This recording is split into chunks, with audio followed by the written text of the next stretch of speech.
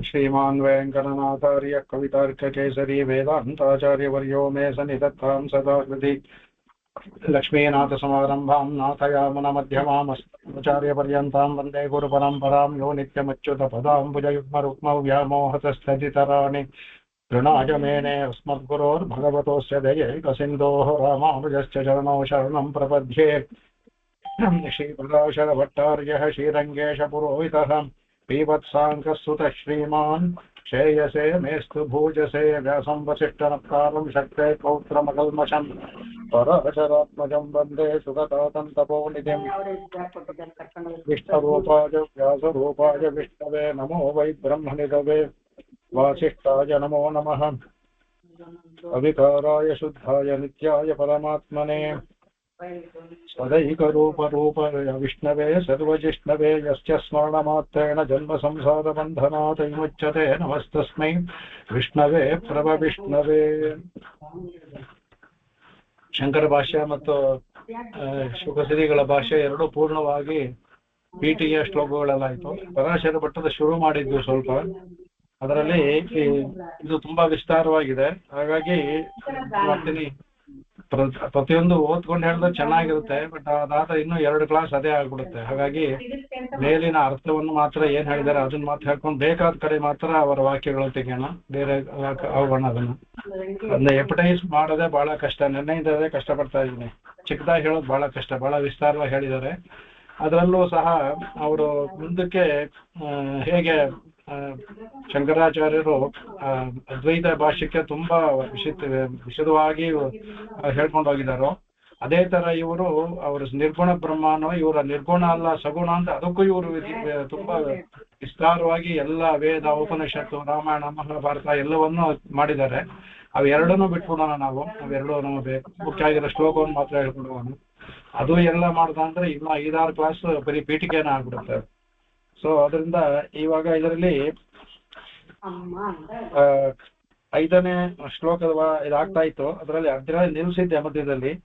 ಅದನ್ನ ಸ್ವಲ್ಪ ಇದನ್ನ ಹೇಳೋದಕ್ಕೋಸ್ಕರ ಮುಂದಕ್ಕೆ ಹೇಳ್ಕೊಂಡು ಹೋಗೋಣ. ಅದೆಲ್ಲ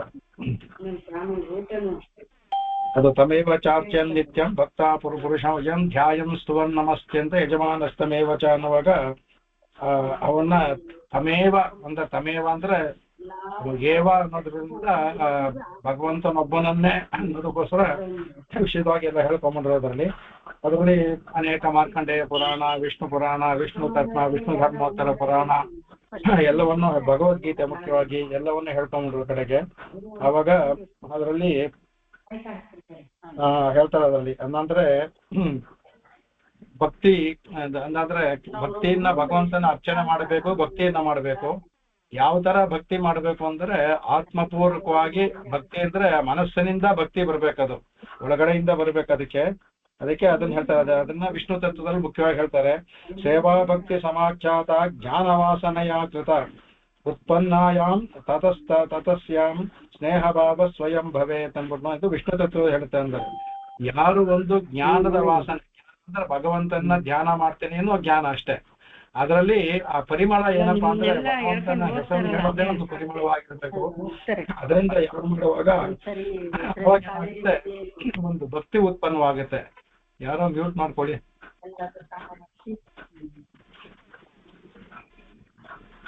ಮೀನಾ ಯಾವತ್ತು ಅವಾಗ ಅದು ಭಕ್ತಿ ಉತ್ಪನ್ನವಾಗುತ್ತೆ. ಆ ಭಕ್ತಿ ಅನ್ನೋದು ಸ್ನೇಹ ಭಾವಕ್ಕೆ, ಸ್ನೇಹದಲ್ಲಿ ಪರಿವರ್ತನೆಗೊಳ್ಳುತ್ತೆ. ಭಗವಂತನ ನಾವು ಮಾಡುವಾಗ ಆ ಸ್ನೇಹ ಭಾವದಲ್ಲೇ. ಇನ್ನೂ ಯಾರು ಮ್ಯೂಟ್ ಆಗಿಲ್ಲ.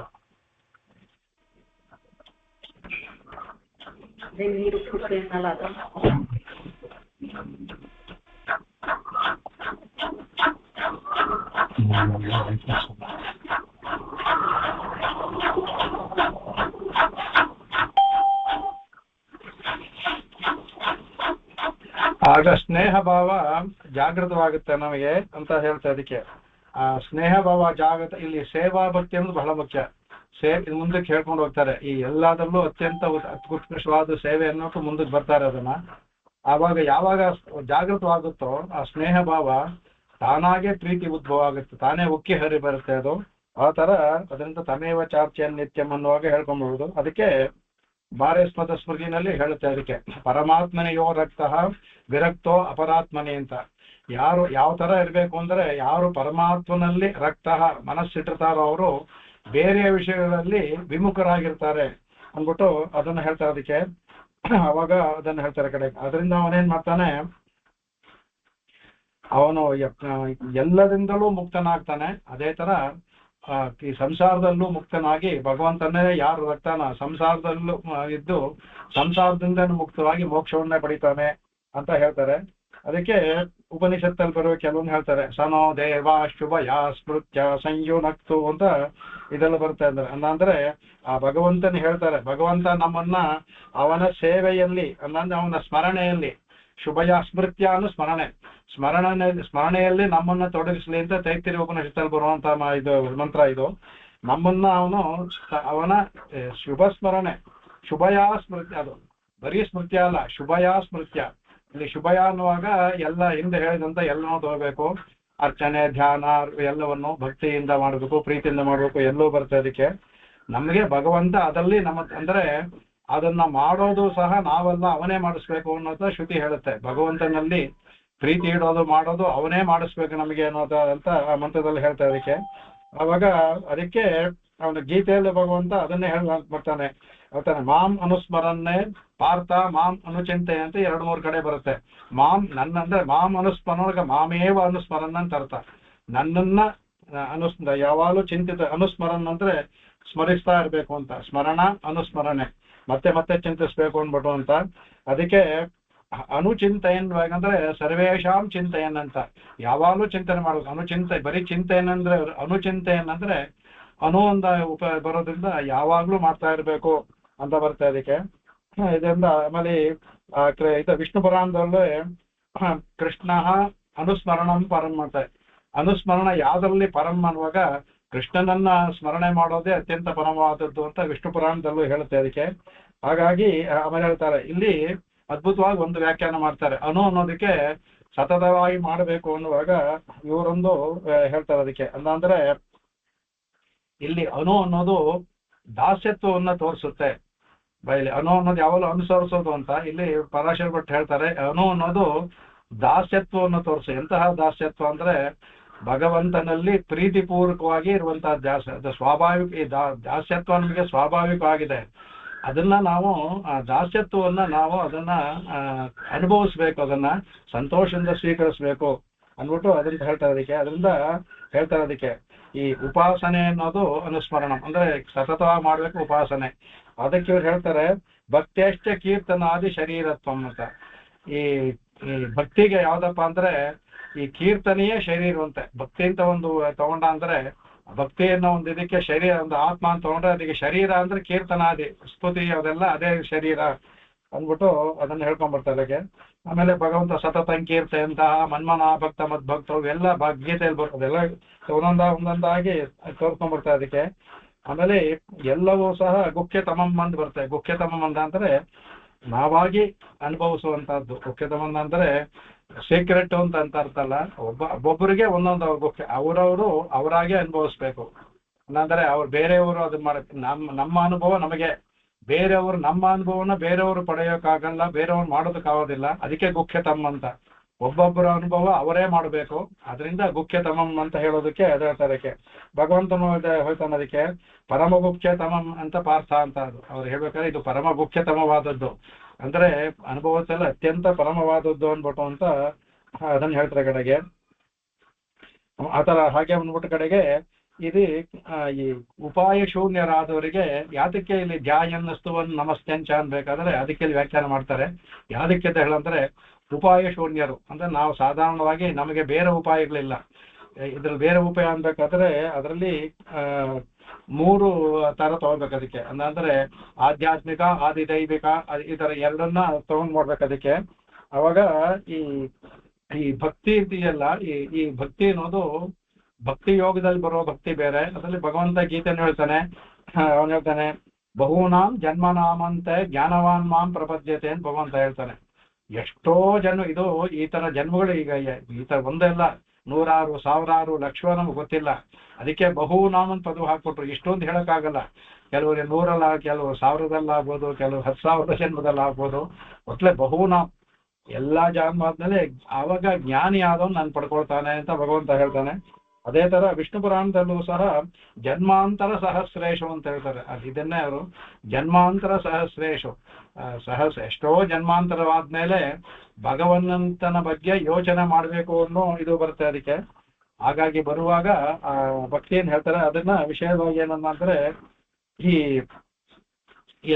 ಇದರಲ್ಲಿ ಭಕ್ತಿ ಯೋಗ ಅಂತ ಹೇಳಿದ್ವಿ, ಅನೇಕ ವಿಧವಾಗಿದೆ. ಭಗವಂತನ ಪ್ರೀತಿ ಪಡಿಸೋಕೆ ಒಂದೇ ದಾರಿ ಅಲ್ಲ, ಸುಲಭವಾದ ದಾರಿ ಇದು ಹೇಳಿರೋದವರು.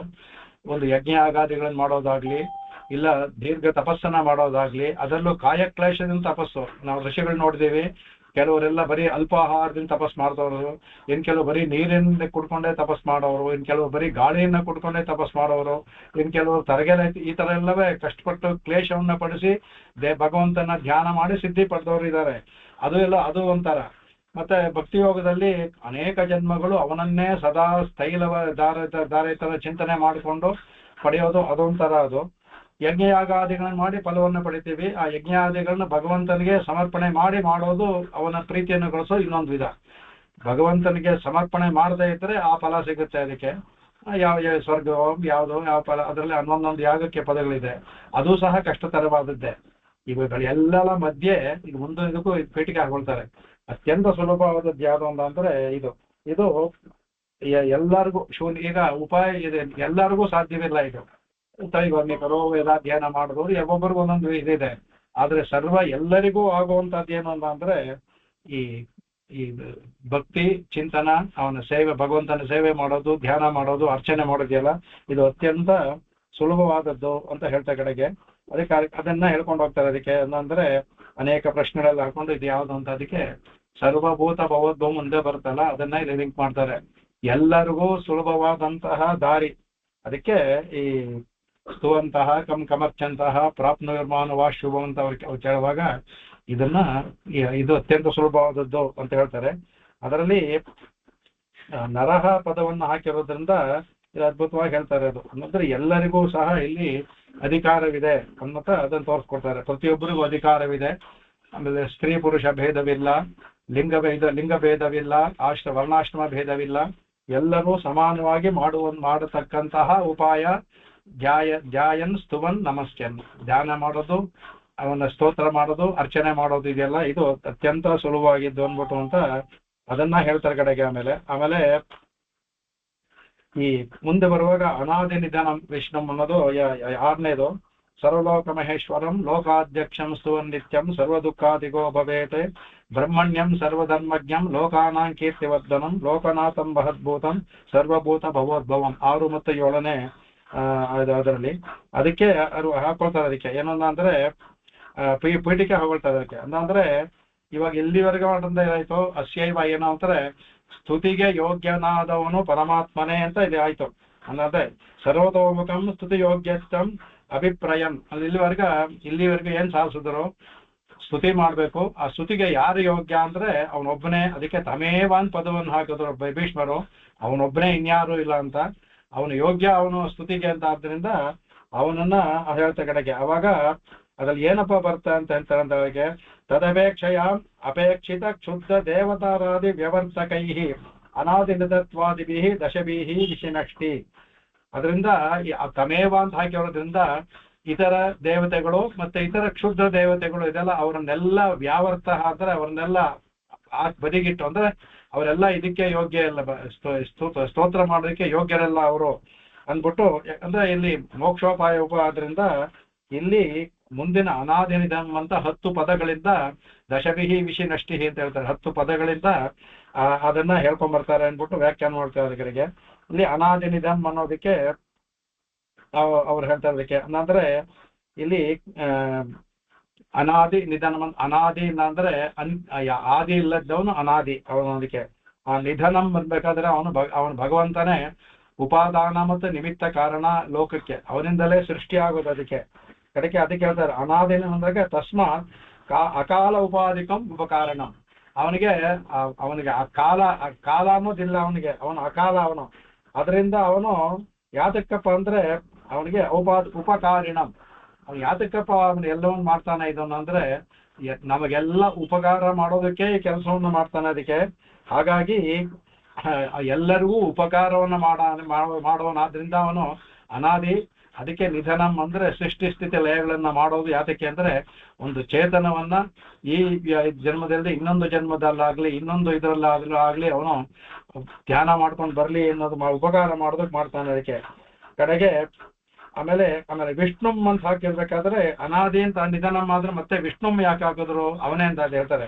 ಅದಕ್ಕೆ ಅದು ವಿಷ್ಣುಂ ಅಂದ್ರೆ ಅದೇಶ ಉಪಾಧಿಕಂ. ಅನಾದಿ ನಿಧಂ ಅಂದ್ರೆ ಕಾಲದಿಂದ ಮೀರಿದವನು, ಕಾಲ ಇಲ್ಲ.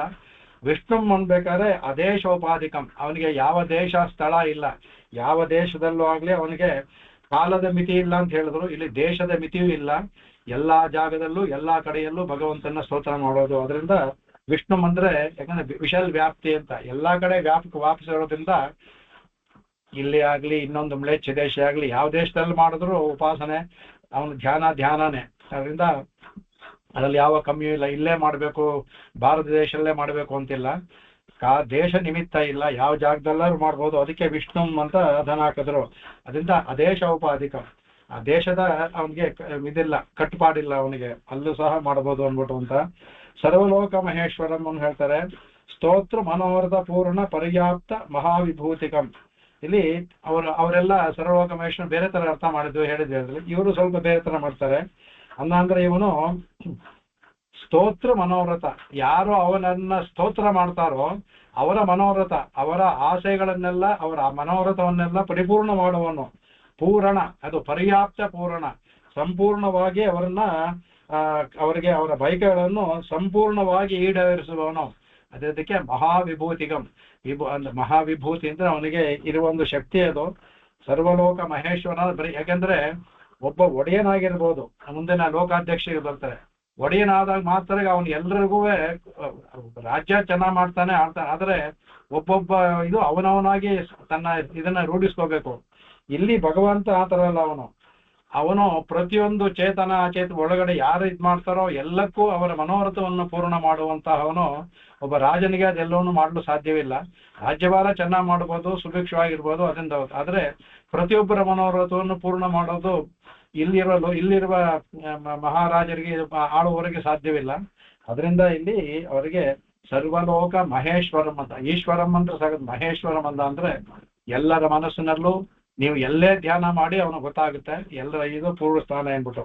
ಲೋಕಾಧ್ಯಕ್ಷಂ ಅನ್ಬಿಟ್ಟದ ಕಡೆಗೆ ಅಲ್ಲಾಂದ್ರೆ ಇದಕ್ಕೆ ಮಹೇಶ್ವರಂ ಅಂದ್ರೆ ಲೋಕಾಧ್ಯಕ್ಷಂ ಎರಡು ಪರ್ಯಾಯ ಪದವೇ ಮೇಲ್ ನೋಡಕ್ ಹಾಗೆ ಕಾಣುತ್ತೆ. ಅದಕ್ಕೆ ಇಲ್ಲಿ ವ್ಯತ್ಯಾಸ ತೋರದೆ. ತದುಚಿತ ನಿರುಪಾಧಿಕ ಅನುಸಂಧಾನಂ ಕಡೆಗೆ ಅವನ ಅಂತಹ ಸಾಮರ್ಥ್ಯ. ಯಾಕಂದ್ರೆ ಪ್ರತಿಯೊಬ್ಬರ ಇದರಲ್ಲೂ ಇದ್ದು ಅವರ ಆಸೆಯನ್ನು ವಾಂಛೆಯನ್ನು ತಿಳ್ಕೊಂಡು ಪೂರ್ಣ ಮಾಡ್ತಾನೆ. ಅದಕ್ಕೊಂದು ಶಕ್ತಿ ಬೇಕಲ್ಲ, ಆ ಶಕ್ತಿ ಉಳ್ಳವನು. ಸಾಧಾರಣ ರಾಜರಿಗೆ ಆ ಶಕ್ತಿ ಇರೋದಿಲ್ಲ, ಇವನಿಗೆ ಆ ಶಕ್ತಿ ಇರೋದ್ರಿಂದ ಎಲ್ಲರ ಅಂತರ್ಯಾಮಿಗಿದ್ದು ಮಾಡಿಕೊಂಡವನು. ಅದರಿಂದ ಅವನು ಸೀಮಾತೀತ, ಅವನು ಎಲ್ಲಾ ಕಡೆಯೂ ಇದ್ದಾನೆ, ಅವನಿಗೆ ಯಾವ ಜಾಗ ಅಂತ ಇದಕ್ಕೆ ಸೀಮಾತೀತನಾದವನು. ಅದಕ್ಕೆ ಲೋಕಾಧ್ಯಕ್ಷ ಅನ್ಬಿಟ್ಟು ಅಂತ.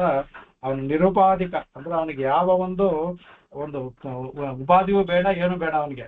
ನಮ್ಮ ಒಳಗಡೆ ಇರೋದು ಉಪಾಧಿ ಒಂದು ನಾಮ ಮಾತ್ರಕ್ಕೆ, ಅವನ ಹೆಸರು ಮಾತ್ರಕ್ಕೆ ನಮ್ಮ ಶರೀರವನ್ನ ಆತ್ಮವನ್ನು ಉಪಾಧಿಯಾಗಿ ಮಾಡ್ಕೊಂಡು ಒಳಗಡೆ ಇದ್ದಾನೆ ತವರ ಅವನಿಗೆ ಅದರ ಅವಶ್ಯಕತೆ ಇಲ್ಲ. ನಮಗೆ ಅವನ ಅವಶ್ಯಕತೆ ಇರೋದ್ರಿಂದ ಅವನು ಬಂದು ನಮ್ಮಲ್ಲಿದ್ದಾನೆ. ಯಾಕಂದ್ರೆ ಅವನು ಇಲ್ಲದೆ ಇದ್ರೆ ಜೀವಾತ್ಮನಿಗೆ ಬೆಲೆನೇ ಇಲ್ವಲ್ಲ. ಒಂದ್ಸಲ ಅವ್ನು ಹೊರಟ್ಬಿಟ್ಟ ಅಂದ್ರೆ ಜೀವಾತ್ಮನು ಹಿಂದೆ ಹೊರಟ್ಬಿಡ್ತಾನೆ, ಅವನಿಗಿರಕ್ಕಾಗಲ್ಲ. ಸ್ವತಂತ್ರವಾದ ಅಸ್ತಿತ್ವ ಜೀವನ್ಗಿಲ್ಲ, ಪರಮಾತ್ಮ ಜೊತೆಯಲ್ಲಿ ಇರ್ಬೇಕು. ಅವ್ನು ಹೋಗ್ಬಿಟ್ರೆ ಆಮೇಲೆ ಇದು ಬರೀ ದೇಹ ಆಗ್ಬಿಡುತ್ತೆ. ಅಲ್ಲಿವರೆಗೂ ಭಗವಂತ ಜೀವಾತ್ಮನು ಇದು ಒಳಗಡೆ ಇದ್ರೇನೆ ಬೆಲೆ, ಹೋದ್ರೆ ಬೆಲೆ ಇಲ್ಲ. ಅದಕ್ಕೆ ಲೋಕಾಧ್ಯಕ್ಷ ಅಂದ್ರೆ ಅವನು ಯಾವ ಒಂದು ಇದಿಲ್ಲದೆ ಎಲ್ಲಾ ಕಡೆ ಇರ್ತಾನೆ ಅನ್ಬಿಟ್ಟು ಮಾಡ್ತಾರೆ. ಆಮೇಲೆ ಆ ಬ್ರಹ್ಮಣ್ಯಂ ಸರ್ವಧರ್ಮಜ್ಞ ಅನ್ನುವಾಗ, ಬ್ರಹ್ಮಣ್ಯಂ ಅನ್ನುವಾಗ ಬಹಳ ಅದ್ಭುತವಾಗಿ ಇವರೊಂದು ವ್ಯಾಖ್ಯಾನ ಮಾಡಿದ್ದಾರೆ. ಇಲ್ಲಿ ಬ್ರಹ್ಮಣ ಅನ್ನುವಾಗ ಅಲ್ಲಿ ಬ್ರಹ್ಮವನ್ನ ಸೃಷ್ಟಿ ಮಾಡುವ ಮನುಷ್ಯ ಅದು ಆಗತ್ತೆ ಮಾಡಿದ್ರು. ಇವರು ಅದ್ಭುತ ಹೇಳ್ತಾರೆ, ಬ್ರಹ್ಮಣ್ಯಂ ಅಂದ್ರೆ ಬ್ರಹ್ಮಣ ಅನಂತ ಶಾಖಾಯ ವೇದಾಯ ಪ್ರತಿಪಾದಿತಯ ಹಿತಂ ಅತಯೇವ ಉದ್ಘಾಟಿತ ಸ್ತುತಿ ವಿಷಯಂ ಅಂದ್ಬಿಟ್ಟು ಇದು ಸ್ತುತಿ ವಿಷಯವಾಗಿ ಮಾಡೋದು. ಅದಕ್ಕೆ ಬ್ರಹ್ಮಣ್ಯಂ ಅಂದ್ರೆ ವೇದಕ್ಕೆ ಬ್ರಹ್ಮಣ ಅಂತ ಹೆಸರು, ಇತಿಹಾಸ ಪುರಾಣಕ್ಕೆ ಉಪಬ್ರಹ್ಮಣ ಅಂತ ಹೆಸರು. ಬ್ರಹ್ಮಣ ಅಂದ್ರೆ ವೇದಗಳು, ಅದರಿಂದ ಬ್ರಹ್ಮಣ್ಯಂ ಅಂದ್ರೆ ಬ್ರಹ್ಮಣಗಳಲ್ಲಿ ಪ್ರತಿಪಾದಿಸಲ್ಪಟ್ಟವನು ಬ್ರಹ್ಮಣ್ಯ, ಅಲ್ಯ ಪ್ರತ್ಯಯ ಅಂತ ಅದು ಸಂಸ್ಕೃತದಲ್ಲಿರೋದು. ಅದರಿಂದ ಬ್ರಹ್ಮ ವೇದಗಳಲ್ಲಿ ಪ್ರತಿಪಾದಿಸಲ್ಪಟ್ಟವನು. ಅದಕ್ಕೆ ಅನಂತ ಶಾಖಾಯ ವೇದಾಯ ಪ್ರತಿಪಾದ್ಯತೆಯ, ಅದರಿಂದ ಪ್ರತಿಪಾದ್ಯನ ಆಗಿದ್ದಾನೆ. ಬರೀ ಪ್ರತಿಪಾದ್ಯನಾದ ಅಂದ್ರೆ ಜನಗಳು ಮಾಡ್ತಾರ, ವೇದಗಳಲ್ಲಿ ಹೇಳಿರ್ಬೋದು. ಯಾಕೆಂದ್ರೆ ಹಿತಂ, ಎಲ್ಲರಿಗೂ ಹಿತವನ್ನ ಮಾಡೋದ್ರಿಂದ ಎಲ್ಲರೂ ಅವನ ಹಿತವನ್ನು ಮಾಡದೇ ಇದ್ರೆ ಯಾರೋ ಅವನು ಸ್ತೋತ್ರ ಮಾಡ್ತಾರೆ. ಅದಕ್ಕೆ ಅವನು ಹಿತಂ ಅಂದ್ರೆ ಎಲ್ಲರಿಗೂ ಪ್ರತಿಪಾದ್ಯನಾಗಿದ್ದಾನೆ, ಎಲ್ಲರಿಗೂ ಹಿತನಾಗಿದ್ದಾನೆ ಭಗವಂತ. ಹಾಗಾಗಿ ಅವನ್ನ ಸ್ತೋತ್ರ ಮಾಡ್ತಾರೆ. ಅದರಿಂದ ಅತಯೇವ ಉದ್ಘಾಟಿತ ಸ್ತುತಿ ವಿಷಯಂ, ಅದರಿಂದ ಭಗವಂತ ಸ್ತೋತ್ರಕ್ಕೆ ವಿಷಯವಾದವನವನು. ಅದಕ್ಕೆ ಬ್ರಹ್ಮಣ್ಯಂ ಅನ್ನೋದಕ್ಕೆ ಆತರ ಅದ್ಭುತವಾಗಿ ಅರ್ಥ ಮಾಡ್ತಾರೆ.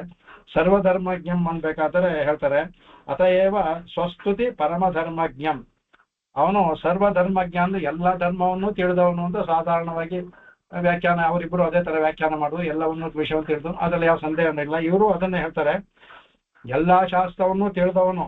ಹಾಗಾಗಿ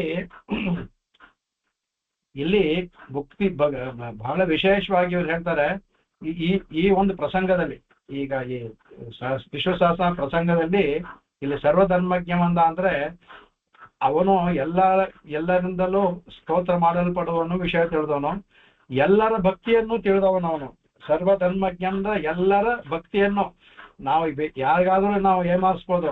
ಭಗವಂತನಿಗೆ ನಮ್ಮ ಎಷ್ಟು ಆಳವಾಗಿದೆ ಭಕ್ತಿ, ನಮ್ಮ ದೃಢತೆ ಎಷ್ಟಿದೆ ಅನ್ನೋದು ಲೋಕಕ್ಕೆ ನಾವೊಂದು ನಾಟಕ ಮಾಡಿ ತೋರಿಸ್ಬೋದು. ಈ ರಾಜಕಾರಣಿ ನಾಟಕ ಮಾಡಿ ಲೋಕಕ್ಕೆ ನಂಬಿಸ್ಬೋದು. ಆದ್ರೆ ಇವನ್ಗಾತಲ್ಲ, ಇವನು ಸರ್ವಧರ್ಮಜ್ಞ, ಅವನಿಗೆಲ್ಲವನ್ನೂ ತಿಳ್ಕೊಳ್ತಾನೆ. ನಮ್ಮ ಭಕ್ತಿ ಎಷ್ಟಿದೆ, ಆಳ ಇದೆ ಅಂತ ಎಲ್ಲವನ್ನೂ ತಿಳ್ಕೊಂಡು ಅದನ್ನ ಮೆಚ್ಚುವವನು. ಅಂದ್ರೆ ಎಷ್ಟು ಆಳವಾಗಿರುತ್ತೋ ಅದಕ್ಕೆ ಇದ್ರಲ್ಲಿ ಬರುತ್ತೆ, ಚಾಂದೋಗ್ಯ ಬರುತ್ತೆ, ಯದ್ವತ್ತು ವೀರವತ್ತೆಯ ಕರೆಯು ತದೇವ ವೀರವತ್ ಭವತಿ. ಎಷ್ಟು ನಾವು ಇದಾಗಿ ಆಳವಾಗಿ ಮಾಡ್ತೀವೋ ಅಷ್ಟು ಆ ಯಜ್ಞ ಉಪಾಸನೆಗಳು ವೀರ್ಯವತ್ತಾಗುತ್ತೆ ಅನ್ಬಿಟ್ಟು ಅಂತ. ಭಕ್ತಿಯಿಂದ ಎಷ್ಟು ದೀರ್ಘವಾಗಿ ಉಪಾಸನೆ ಮಾಡ್ತೀವೋ ಅಷ್ಟು ವೀರ್ಯವತ್ತರಾಗುತ್ತೆ ಫಲ ಅನ್ಬಿಟ್ಟು ಬರುತ್ತೆ. ಆ ತರ ಭಗವಂತ ನಾವು ಎಷ್ಟು ಭಕ್ತಿ ಮಾಡ್ತೀವೋ ಅದನ್ನು ತಿಳಿದಾನೆ ಭಗವಂತ ಮನಸ್ಸಲ್ಲಿದೆ ಧರ್ಮಜ್ಞಂ ಅಂದ್ರೆ ಎಲ್ಲವನ್ನು ನಾವು ಮಾಡುವ ಭಕ್ತಿಯ ಅಳತೆಗಳನ್ನು ತಿಳಿಯುವಂತ ಹೇಳ್ಬೇಕು ಅಂದ್ರೆ ನಾವು ಮಾಡುವ ಭಕ್ತಿಯ ಧರ್ಮವನ್ನು ತಿಳಿದವನು ಅಂತ ಹೇಳ್ತಾರೆ. ಅದ್ರ ಅರ್ಥ ಏನು ಅಂದ್ರೆ ನಮ್ಮ ಧರ್ಮದ ತೀಕ್ಷ್ಣತೆ ಮತ್ತೆ ಅದರ ಆಳವನ್ನ ತಿಳಿದವನವನು. ಎಷ್ಟು ಅದರಿಂದ ಈ ಭಗವಂತನಿಗೆ ಇದಿಲ್ಲ, ಕಡುಬಡವನಾಗ್ಲಿ ಅವನಿಗೆ ಅದರಿಂದ ಏನೋ ಇದಿಲ್ಲ, ಅವನಿಗೆ ಭಕ್ತಿಯೇ ಮುಖ್ಯ. ಅವನಿಗೆ ಯಾರು ಎಷ್ಟು ಭಕ್ತಿ ಮಾಡ್ತಾರೋ ಅವರಲ್ಲಿ ಅತ್ಯಂತ ಹೆಚ್ಚು ಪ್ರಿಯನಾಗ್ತಾನೆ ಅವನು ತಿಳಿದವನು ಅಂದ್ಬಿಟ್ಟು. ಅದಕ್ಕೆ ಮುಂದಿನ ಅದ್ ಹೇಳ್ತಾರೆ, ಲೋಕಾನಾಂ ಕೀರ್ತಿವರ್ಧನಂ ಅಂದ್ಬಿಟ್ಟು. ಆಗ ಸರ್ವಲೋಕ ಶ್ರೇಯಣಾಂ ಸ್ತೋತ್ರ ಪರ್ವತೀನಾಂ ಆತ್ಮನೈವ ಯಂ ಸ್ತುವನ್ ಸ್ತವತ್ಯಾಂ ಏತಿ ಇತಿ ಪ್ರಕಾರೇಣ ಅಶೇಷ ಲೋಕಭೇದ ಪ್ರಶಸ್ತ್ಯ ಕೀರ್ತಿ ಕಾರಣಂ. ನಮ್ಮ ಭಕ್ತಿಯ ಆಳವನ್ನು ತಿಳಿದಿದ್ದರಿಂದ ಲೋಕಾನಾಂ ಕೀರ್ತಿವರ್ಧನ, ಲೋಕದ ಕೀರ್ತಿಯನ್ನು ಬೆಳೆಸ್ತಾನಂದ ಮೇಲಾರ್ಥ. ಲೋಕದ ಕೀರ್ತಿಯಲ್ಲ, ಲೋಕದಲ್ಲಿ ಯಾರು ಅವನ್ನ ಪ್ರೀತಿಯಿಂದ ಮಾಡ್ತಾರೋ ಅವರ ಕೀರ್ತಿಯನ್ನು ಬೆಳಗಿಸ್ತಾನೆ. ಹೇಗೆ ನಾವು ಮೊನ್ನೆ ವಾಮನಾವತಾರದಲ್ಲಿ ಬಲಿಚಕ್ರವರ್ತಿ ಕೀರ್ತಿಯನ್ನ ಲೋಕಕ್ಕೆಲ್ಲ ಸಾರದ್ನಲ್ಲ, ಈ ಲೋಕಾನಾಂ ಕೀರ್ತಿವರ್ಧನ ಅಂದ್ರೆ ಲೋಕದಲ್ಲಿ ನಮ್ಮ ಕೀರ್ತಿಯು ವರ್ಧಿಸುವಂತೆ ಮಾಡ್ತಾನೆ. ನಾವು ಅವನನ್ನು ಎಷ್ಟು ಪ್ರೀತಿಸ್ತೀವೋ ಅವನು ಅದೇ ತರ ನಮ್ಮ ಇದನ್ನ ಮಾಡ್ತಾನೆ ಅನ್ಬಿಟ್ಟು ಅಂತ ಕಡೆಗೆ. ಅದಕ್ಕೆ ವಿಷ್ಣು ಧರ್ಮದಲ್ಲಿ ಒಂದು ಬರುತ್ತೆ, ಯಂಸ್ತುವನ್ನೇ ಸ್ತವ್ಯತಾಂ ಅಂದ್ರೆ ಯಾರು ಅವನನ್ನ ಸ್ತೋತ್ರ ಮಾಡ್ತಾರೋ ಅವರು ಸ್ತೋತ್ರಕ್ಕೆ ಅರ್ಹರಾಗ್ತಾರೆ ಅಂತ. ಈಗ ನಾವು ಭಗವಂತನ ಅತ್ಯಂತ ಪ್ರೀತಿಯಿಂದ ಸ್ತೋತ್ರ ಮಾಡಿದ್ರೆ ನಮ್ಮನ್ನ ಇನ್ನೊಬ್ರು ಸ್ತೋತ್ರ ಮಾಡೋದಕ್ಕೆ ಅರ್ಹರಾಗ್ತೀವಿ ಅನ್ಬಿಟ್ಟು ಅಂತ ಅದ್ ಹೇಳ್ತಾರೆ.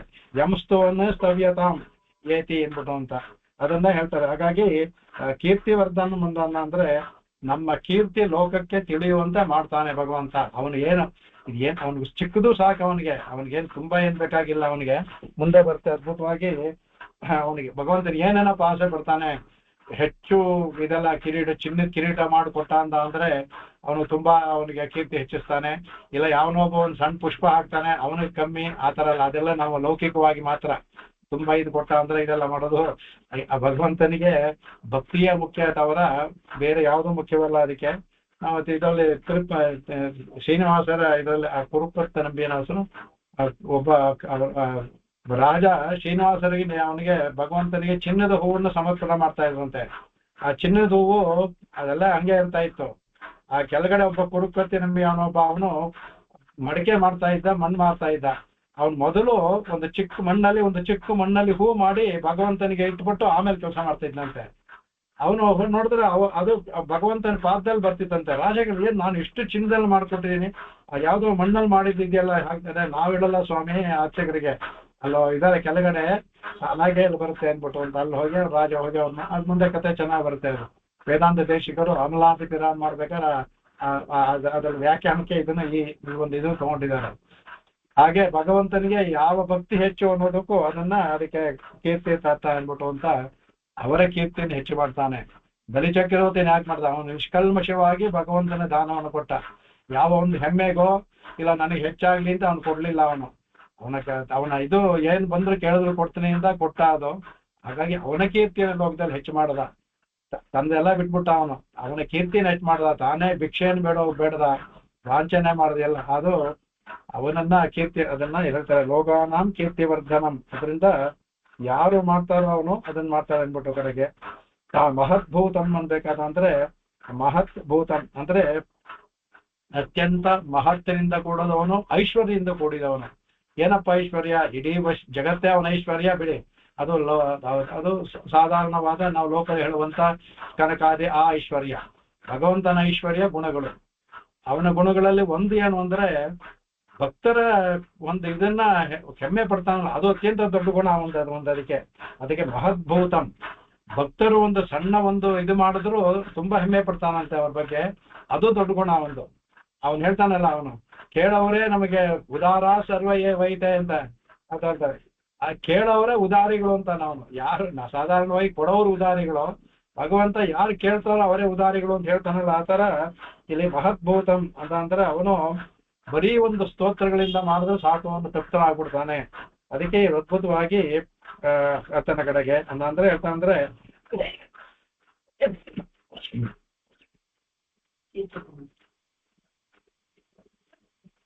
ಇವರು ಅದ್ಭುತವಾಗಿ ಪರಾಶರ ಭಟ್ ಹೇಳ್ತಾರೆ, ಮಹತ್ವರಾದರು ಸ್ವಾನುಗ್ರಹ ಸಂವಾದ ಸೂಚನ ಮಾತ್ರೇನ ಹೃಷ್ಟಾಹ. ಇಲ್ಲಿ ಮಹಾಂತ ಅಂದ್ರೆ ಅವನ ಭಕ್ತರು ಅಂತ ಹೋಗ್ಬೇಕು. ಅವನ ಭಕ್ತರು ಭಗವಂತನನ್ನ ಸ್ತೋತ್ರ ಮಾಡ್ತೀನಿ ಅಂತ ಅವ್ರು ಸೂಚನೆ ಕೊಡ್ತಾರಲ್ಲ, ಮಾಡೋದಕ್ಕೆ ಆ ಸೂಚನೆಯಿಂದಲೇ ಹರ್ಷ ಆಗ್ಬಿಡ್ತಾನೆ. ಇನ್ನೂ ಅವ್ರು ಹಾಡೇ ಇಲ್ಲ. ಅವರು ಆ ಸೂಚನೆ ಮಾತ್ರೇನ ಹೃಷ್ಟಾಹ.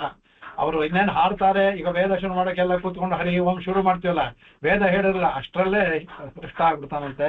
ಸೂಚನ ಮಾತ್ರೇನ ಹೃಷ್ಟಾಹ. ಯಾಕೆಂದ್ರೆ ಅವನು ನ ಬಹು ವಾಂಛಂತಿ, ಭಗವಂತ ಬೇರೆ ಏನನ್ನೂ ಕೇಳೋದಿಲ್ಲ. ಒಂದು ನಿಮಿಷ.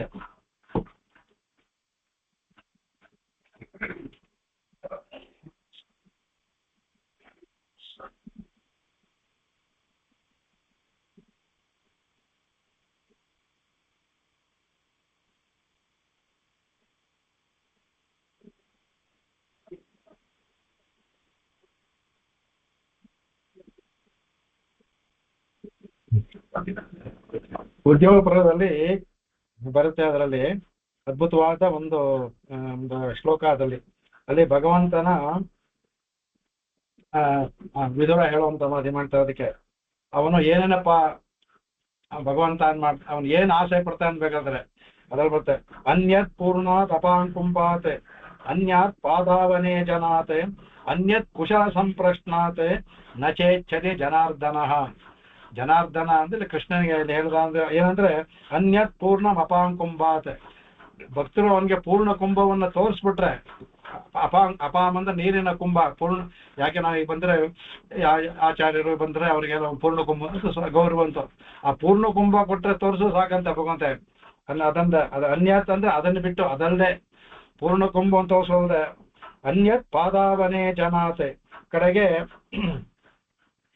ಕೇವಲ ಪಾದ ಸೇವನೆಯಿಂದ ಭಗವಂತನ ಪಾದ ಸೇವನೆ ಆಗ್ಬೋದು, ಇಲ್ಲ ಅವನ ಭಕ್ತರ ಪಾದ ಸೇವನೆ ಆಗ್ಬೋದು. ಕೇವಲ ಈಗ ಇಲ್ಲಿ ಕೃಷ್ಣನಿಗೆ ಅವನ ಒಂದು ಪಾದ ಸೇವನೆ ಮಾಡಿದ್ರೆ ಸಾಕು. ಅದನ್ನು ಅನ್ಯತ್ ಕುಶಲ ಸಂಪ್ರಶ್ನಾತ್, ಅವನ್ನ ಭಗವಂತನ ನೀ ಹೇಗಿದೆಯಪ್ಪ ಚೆನ್ನಾಗಿದೆಯಾ ಅಂತ ಕೇಳಿದ ಕುಶಲ ಸಂಪ್ರಶ್ನೆ ಮಾಡಿದ್ರೆ ಸಾಕಂತೆ ಅವನಿಗೆ ನಚೇಚ್ಛತೆ ಜನ. ಅದನ್ನ ಬಿಟ್ಟು ಬೇರೆ ಏನನ್ನೂ ಕೇಳೋದಿಲ್ಲ ಅವನು. ಇಲ್ಲ ಭಗವಂತನ ನಾವು ಕೇಳೋದು ದಿನ ಬೆಳಗ್ಗೆ ಎದ್ದು ಕೇಳೋ ನಿತ್ಯವೂ ನಾವು ಮಾಡ್ತೀವಿ. ಅರ್ಘ್ಯ ಪಾದ ಅದೇ ಕುಂಭದಲ್ಲಿ ಪೂರ್ಣ ಕುಂಭ ಆಗುತ್ತೆ. ಅರ್ಘ್ಯ ಪಾದಗಳನ್ನು ಕೊಡ್ತೀವಿ ಭಗವಂತನಿಗೆ. ಅದು ಮಾಡ್ಬೇಕಾದ್ರೆ ಪ್ರತಿಯೊಂದೂ ಆಸನಗಳು ಅದನ್ನೆಲ್ಲ ಸಮರ್ಪಣೆ ಮಾಡ್ತೀವಿ. ಅದೆಲ್ಲ ಮಾಡುವಾಗ ಭಗವಂತನ ಪಾದುಕೆ ಎಲ್ಲ ಅದರಲ್ಲೂ ಬರುತ್ತೆ.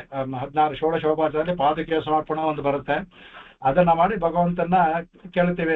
ಇದ್ರ ಸ್ನಾನ ಮಾಡು, ಇದು ಕೂತ್ಕೋ ಮಾಡು, ಇದು ಕುಶಲ ಪ್ರಶ್ನ. ಇದಿಷ್ಟೇ ಸಾಕಂತ ಅವನಿಗೆ. ಇದನ್ನ ಬಿಟ್ಟು ನಚೇಚ್ಛತೆ ಬೇರೆ ಏನನ್ನು ಜನಾರ್ದನ ಅನ್ಯತ್ ನ ಇಚ್ಛತಿ ಜನಾರ್ದನ, ಅದ್ ಬಿಟ್ಟು ಬೇರೆ ಏನನ್ನು ಮಾಡೋದಿಲ್ಲ ಅಂತ. ಇದಿಷ್ಟು ಮಾಡೋದಕ್ಕೆ ಏನ್ ಕಷ್ಟ ಇದು? ಇದೇ ಅವನು ಮಹದ್ಭೂತಂ ಅನ್ನೋದಕ್ಕೆ ವ್ಯಾಖ್ಯಾನ ಹೇಳ್ತಾರೆ ಅವನಿಗೆ. ಇದನ್ನ ಬಿಟ್ಟು ಬೇರೆ ಏನು ಕೇಳೋದಿಲ್ಲ, ಅದರಲ್ಲೇ ಸಂತೋಷನಾಗ್ತಾನಲ್ಲ. ಅದೇ ನಾವು ಸ್ತೋತ್ರ ಮಾಡ್ತೀವಿ ಅನ್ನೋದ್ರಲ್ಲೇ ಸಂತೋಷ, ಮಾಡೋದು ಬೇರೆ, ಮಾಡೋಕ್ ಮುಂಚೆನೆ ಸಂತೋಷವಾಗ್ಬಿಡ್ತಾನಂತೆ. ಹಾಗಾಗಿ ಅವನ್ ಮಹದ್ಭೂತಂ. ಅದೇ ಅವನ ಪರಮ ಐಶ್ವರ್ಯ ಏನಂದ್ರೆ ಭಕ್ತರ ಒಂದು ಅತ್ಯಂತ ಚಿಕ್ಕ ಒಂದು ಇದನ್ನು ತುಂಬಾ ದೊಡ್ಡದಾಗಿ ಭಾವಿಸ್ತಾನಲ್ಲ ಭಗವಂತ, ಅದೇ ಮಹದೈಶ್ವರ್ಯ ಭಗವಂತ ಅಂತ ಹೇಳ್ತಾರೆ ಅದಕ್ಕೆ. ಸರ್ವಭೂತ ಭವೋದ್ಭವಂ ಅಂತ ಹೇಳ್ತಾ ಕಡೆಗೆ ಅವನು ಇಲ್ಲಿ ಇವರಿಗೆ ಸರ್ವಭೂತ ಭವೋದ್ಭವ ಅಲ್ಲಿ ಅವರು ಸೃಷ್ಟಿಸಿದ ಲಯವನ್ನು ತಗೊಂಡ್ರದು. ಇಲ್ಲಿ ಇವರು ಸ್ವಲ್ಪ ಬೇರೆ ತರ ಮಾಡ್ತಾರೆ. ಇದಂದ್ರಕ್ಕೆ ಅಸದ್ವ್ಯಾವೃತ್ತಾನಾಂ ಸತ್ತಾ ಹೇತುಂ ಅತಃ ಅವರ್ಜನೀಯತ್ವಾದೆ ತೇಷಾಂ ಅವಶ್ಯಂ ಅನುಗೃಹೀತಾರಂ ಅಂದ್ರೆ ಯಾರು ಭಗವಂತನ ಅಸತ್ತಲ್ಲದೆ ಸತ್ತು ಅಂತ ಹೇಳ್ತಾರೋ, ಅಸನ್ನೇ ವಸ ಭವತಿ ಅಸದ್ ಬ್ರಹ್ಮೇತಿ ವೇದ ಚೇತರುದೇತರ ಅಸ್ತಿತ್ ಬ್ರಹ್ಮೇಚಿತೆ ವೇದಾಂ ಸಂತಮೇನಂತತೋ ವಿದುರಿತಿ ಸುತ್ತ ಹೇಳುತ್ತೆ. ಯಾರು ಭಗವಂತನ ಅಸತ್ ಅಂದ್ರೆ ಅವ್ರ ಅಸತ್ಯ, ಅವ್ರಿಗೆ ಅವನ ಅಸತ್ಯ ಆಗ್ಬಿಡ್ತಾನಂತೆ. ಅಸ್ಥಿ ಬ್ರಹ್ಮ ಇದಾನೆ ಅಸ್ಥಿ ಅಂತ ಹೇಳ್ತಾ ಅಂತ ಅವರಿಗೆ ಸಂತಮೇನಂತತೋ ವಿದುಹು ಅಂದ್ಬಿಟ್ಟು ಅವ್ರಿಗೆ ಇದಾಗ್ತಾನಂತೆ. ಇಲ್ಲೂ ಅದನ್ನೇ ಹೇಳ್ತಾರೆ ಅವರು. ಅಂದ್ರೆ ಯಾರು ಅವನು ಸತ್ತಿಗೆ ಅವನೇ ಕಾರಣ, ಸೃಷ್ಟಿಯಲ್ಲಿ ಅವನೇ ಕಾರಣ. ಆದ್ರಿಂದ ಅವನೇನ್ ಮಾಡ್ತಾನೆ, ಈ ನಮ್ಮಲ್ಲಿ ಸತ್ತನ್ನ ಉಂಟು ಮಾಡ್ತಾನೆ. ನಾವು ಅಸತ್ ಅಂದ್ರೆ ಆಮೇಲೆ ಅಸತ್ತೇ ಆಗ್ತೀವಿ. ಭಗವಂತನ ನಾವು ಸತ್ತು ಅಂತ ಧ್ಯಾನ ಮಾಡದ ಅಂದ್ರೆ ನಾವು ಸತ್ತೇ ಆಗ್ತೀವಿ. ಅವನೇ ಇದ್ದು ನಮ್ಮ ಸತ್ತನ್ನಾಗಿ ಮಾಡ್ತಾನೆ. ಅದರಿಂದ ಸರ್ವಭೂತ ಎಲ್ಲಾ ಭೂತಗಳಲ್ಲೂ ಎಲ್ಲಾ ಇದರಲ್ಲೂ ಸಹ ಅವನು ಉದ್ಭವ ಮಾಡ್ತಾನೆ ಅಂದ್ಬಿಟ್ಟು ಅದನ್ನ ಭಕ್ತಿ ಯೋಗದಿಂದಲಾಗ್ಲಿ ಇಲ್ಲ ಸ್ತೋತ್ರಗಳಿಂದಾಗ್ಲಿ ಪ್ರೀತಿ ಪಡಿಸೋದು ನಮ್ಮ ಸಾಮರ್ಥ್ಯ ಎಷ್ಟಿದೋ ಅಷ್ಟು. ಅದು ಯಥಾ ತಥಾವಾಪಿ ಗುಣ ಸಂಕೀರ್ತನಂ ಕುರ್ವನ್ನೇ ಅಂತ ಹೇಳ್ಬಿಟ್ರು. ಇದಕ್ಕೆ ಮುಂದಕ್ಕೆ ಬಹಳ ದೀರ್ಘವಾಗಿ ಕೊಟ್ಟಿದ್ದಾರೆ. ನಾನು ಬರೀ ಅರ್ಥ ಮಾತ್ರ ಹೇಳ್ತೇನೆ. ಯಥಾ ತಥಾವಾಪಿ ಅಂತ ಹೇಳಿ ಹೇಳಿದ್ರಲ್ಲ, ಯತಕ್ಕೆ ಅಂತ ಹೇಳ್ತಾ ಇದಕ್ಕೆ ಅಂದ್ರೆ ಇದು ಈ ತರ ಮಾಡ್ದ ಅಂದ್ರೆ ಸರ್ವ ದುಃಖ ತಿಗೋ ಭವೇತ್ ಅಂದ್ರೆ ಈ ತಾಪತ್ರಯನೋ ದುಃಖ, ಈ ಸಂಸಾರನೇ ತಾಪತ್ರಯ. ಅದು ಇದೊಂದು ಕಾಡ್ಗಿಚ್ಚು ಅಂತಾರೆ, ದಾನ ದಹನಂ ಅಂತಾರೆ. ಇದನ್ನ ಈ ದಾನ ದಹನಂ ಅತೀತ್ಯ ನಾವು ಈ ಸ್ತೋತ್ರ ಮಾಡಿದ್ರೆ ಈ ಸಂಸಾರ ದುಃಖವಾದ ಈ ಕಾಡ್ಗಿಚ್ಚನ್ನ ದಾಟಿ ನಾವು ಏನ್ ಮಾಡ್ತೀವಿ, ನಾವು ನಿರತಿಶಯ ಆನಂದ ಶೀತಲಹಿದಂ ಭಗವಂತಂ ಗಚ್ಚೇತೆ. ನಾವು ಅತ್ಯಂತ ನಿರ್ದೇಶಯವಾದ ಆನಂದ ಇರುವಂತ ಶೀತಳವಾಗಿರುವಂತ ಭಗವನ್ ಇದನ್ನ ನಾವು ಗಚ್ಚೇತ್ ಅಂದ್ರೆ ಪಡಿಬೇಕು ಅಂತ ಇವ್ರು ಹೇಳ್ತಾರೆ. ಅದರಿಂದ ಸರ್ವದಿಕ್ಕಾತುಗೋ ಭವೇತ್ ಅಂತ ಹೇಳೋದ್ರಿಂದ ಭವೇತ್ ಅಂದ್ರೆ ಆಗ್ತಾರೆ ಅಂತ ಹೋಗ್ಬೋದು, ಆಗ್ಬೇಕು ಅಂತ ಹೋಗ್ಬೋದು. ಇಲ್ಲಿ ಸ್ವಾಮಿ ಪರಾಶರ ಭಟ್ರು ನಾವು ಪಡಿಬೇಕು ಆಗ್ಬೇಕು ಅಂದ್ರೆ ಅದಕ್ಕೆ ನಾವು ಪ್ರಯತ್ನ ಪಡಬೇಕು ಅಂತ ಹೇಳ್ತಾರೆ. ಅದರಲ್ಲಿ ಎಲ್ಲ ಹೋಗುತ್ತೆ. ಭಗವಂತ ಇದೆಲ್ಲ ಮಾಡ್ದ ಅಂದ್ರೆ ಅದನ್ನ ಮಾಡ್ತಾರೆ ಕಡೆಗೆ. ಆಮೇಲೆ ಇಲ್ಲಿ ಅದೇ ಹೇಳ್ತಾರೆ ಕಡೆಗೆ ಈಗ ಎರಡು ಇದನ್ನು ತಗೋತಾರೆ. ಅಂದ್ರೆ ಒಂದು ಲಘುತರವಾದದ್ದು, ಒಂದು ಗುರುತರವಾದದ್ದು. ಗುರುತರವಾದ ಹೇಳಿದ್ರೆ ಭಕ್ತಿ ಯೋಗ ಗುರುತರ, ಯಜ್ಞ ಯಾಗಾದಿಗಳು ಗುರುತರ, ಅದರಲ್ಲೂ ಕೆಲವು ಲಿಮಿಟೇಷನ್ಸ್ ಇರುತ್ತೆ. ಅದರಲ್ಲಿ ಲಘುತರವಾದ ಯಾವ್ದಪ್ಪ ಅಂದ್ರೆ ಧ್ಯಾಯನ್ ಸ್ತುವನ್ ನಮಸ್ಯಂಶ್ಚ. ಅದೇ ಅವನ ಧ್ಯಾಯನ್ನ ಸ್ತುವನ್ನೇ ನಮಸ್ಕಾರ. ಇವು ಮೂರು ಸಹ ಇದನ್ನ ಮಾಡ್ತಾರೆ. ಯಾಕಪ್ಪ ಅಂತ ಹೇಳ್ತಾರೆ ಇದನ್ನ, ಇದು ಅನೇಕ ಶಾಸ್ತ್ರಾಂತರಗಳಲ್ಲಿ ತೋರಿಸ್ಕೊಟ್ಟಿದೆ. ಅದೇ ಅನೇಕ ಉದಾಹರಣೆಗಳು ಕೊಡ್ತಾರೆ, ಅನೇಕ ಶಾಸ್ತ್ರಾಂತರಗಳಲ್ಲಿ ತೋರಿಸ್ಕೊಟ್ಟಿದೆ ಇದನ್ನ. ಹಾಗಾಗಿ ಇದು ಅತ್ಯಂತ ಸುಲಭವಾದದ್ದು. ಭೀಷ್ಮರು ಯಾಕೆ ಇದನ್ನ ಹಾಕೊಂಡು ಅಂದ್ರೆ ಅವರು ಎಲ್ಲಾ ಧರ್ಮವನ್ನು ಶಾಸ್ತ್ರವನ್ನು ತಿಳಿದಿದ್ರಿಂದ ಎಲ್ಲಾ ಶಾಸ್ತ್ರಗಳನ್ನು ಆಯ್ದು ಮುಂದೆ ಅದ್ಭುತವಾಗಿ ಸಹಸ್ರನಾಮಕ್ಕೆ ಬಹಳ ಚೆನ್ನಾಗಿ ಭೀಷ್ಮರನ್ನ ದುಂಬಿ ಅಂತ ಹೋಲಿಸ್ತಾರೆ, ಬಹಳ ಮುಂದಕ್ಕೆ ಬರುತ್ತೆ. ದುಂಬಿ ಹೇಗೆ ಒಂದೊಂದು ಹೂನಲ್ಲೂ ಹೋಗಿ ಅಲ್ಲಿ ಮಧುವನ್ನ ತಗೊಂಡು ಒಂದ್ ಕಡೆ ಸೇರಿಸುತ್ತೋ, ಹಾಗೆ ಭೀಷ್ಮರು ಎಲ್ಲಾ ಶಾಸ್ತ್ರಗಳು ಆಳಕ್ಕೆ ಹೋಗಿ ಒಂದೊಂದು ಹೆಸರನ್ನ ತಗೊಂಡು ನಮ್ಗೆ ಆ ಮಧು ಜೇನ್ ತರ ಇದು ಕೊಟ್ಟಿದ್ದಾರೆ ಅಂತ ಅದ್ಭುತವಾಗಿ ಹೇಳ್ತಾರೆ ಅದನ್ನ ಮುಂದೆ. ಅದಕ್ಕೆ ಹಾಗಾಗಿ ಇದಕ್ಕೆ ಆಮೇಲೆ ಇದನ್ನ ಹೇಳ್ತಾರೆ ಕಡೆ ಏನು ಅಂದ್ರೆ, ಈ ಸ್ಮರಣ ಕೀರ್ತನ ಪ್ರಣಾಮಾದಿ ಇದೆಯಲ್ಲ, ಇವೆಲ್ಲಕ್ಕಿಂತ ಸೇವೆ ಪರಿಚರಣ ಉತ್ಕೃಷ್ಟ. ಇದು ಪರಾಶರ ಭಟ್ರ ಒಂದು, ಬೇರೆಯವರು ಇದು ತಗೊಂಡಿಲ್ಲ. ಇವು ಮೂರು ಮಾಡಬೇಕು. ಇವು ಮೂರಕ್ಕಿಂತ ಉತ್ಕೃಷ್ಟವಾದ ಯಾವ್ದಿದೆ, ಯಾತಕ್ಕಿಂತ ಲಘು ತರ ಅಂತ ಹೇಳ್ಬೇಕಾದ್ರೆ, ಕೆಲವ್ರಿಗೆ ಪಾಪ ಹಾಡಕ್ಕಾಗದೆ ಇರ್ಬೋದು, ಮೂಕರೇ ಇರ್ಬೋದು, ಧ್ಯಾನ ಮನಸ್ಸಲ್ಲಿ ಮಾಡೋ ತೊಂದರೆ ಇಲ್ಲ ಮಾಡ್ಬೋದು.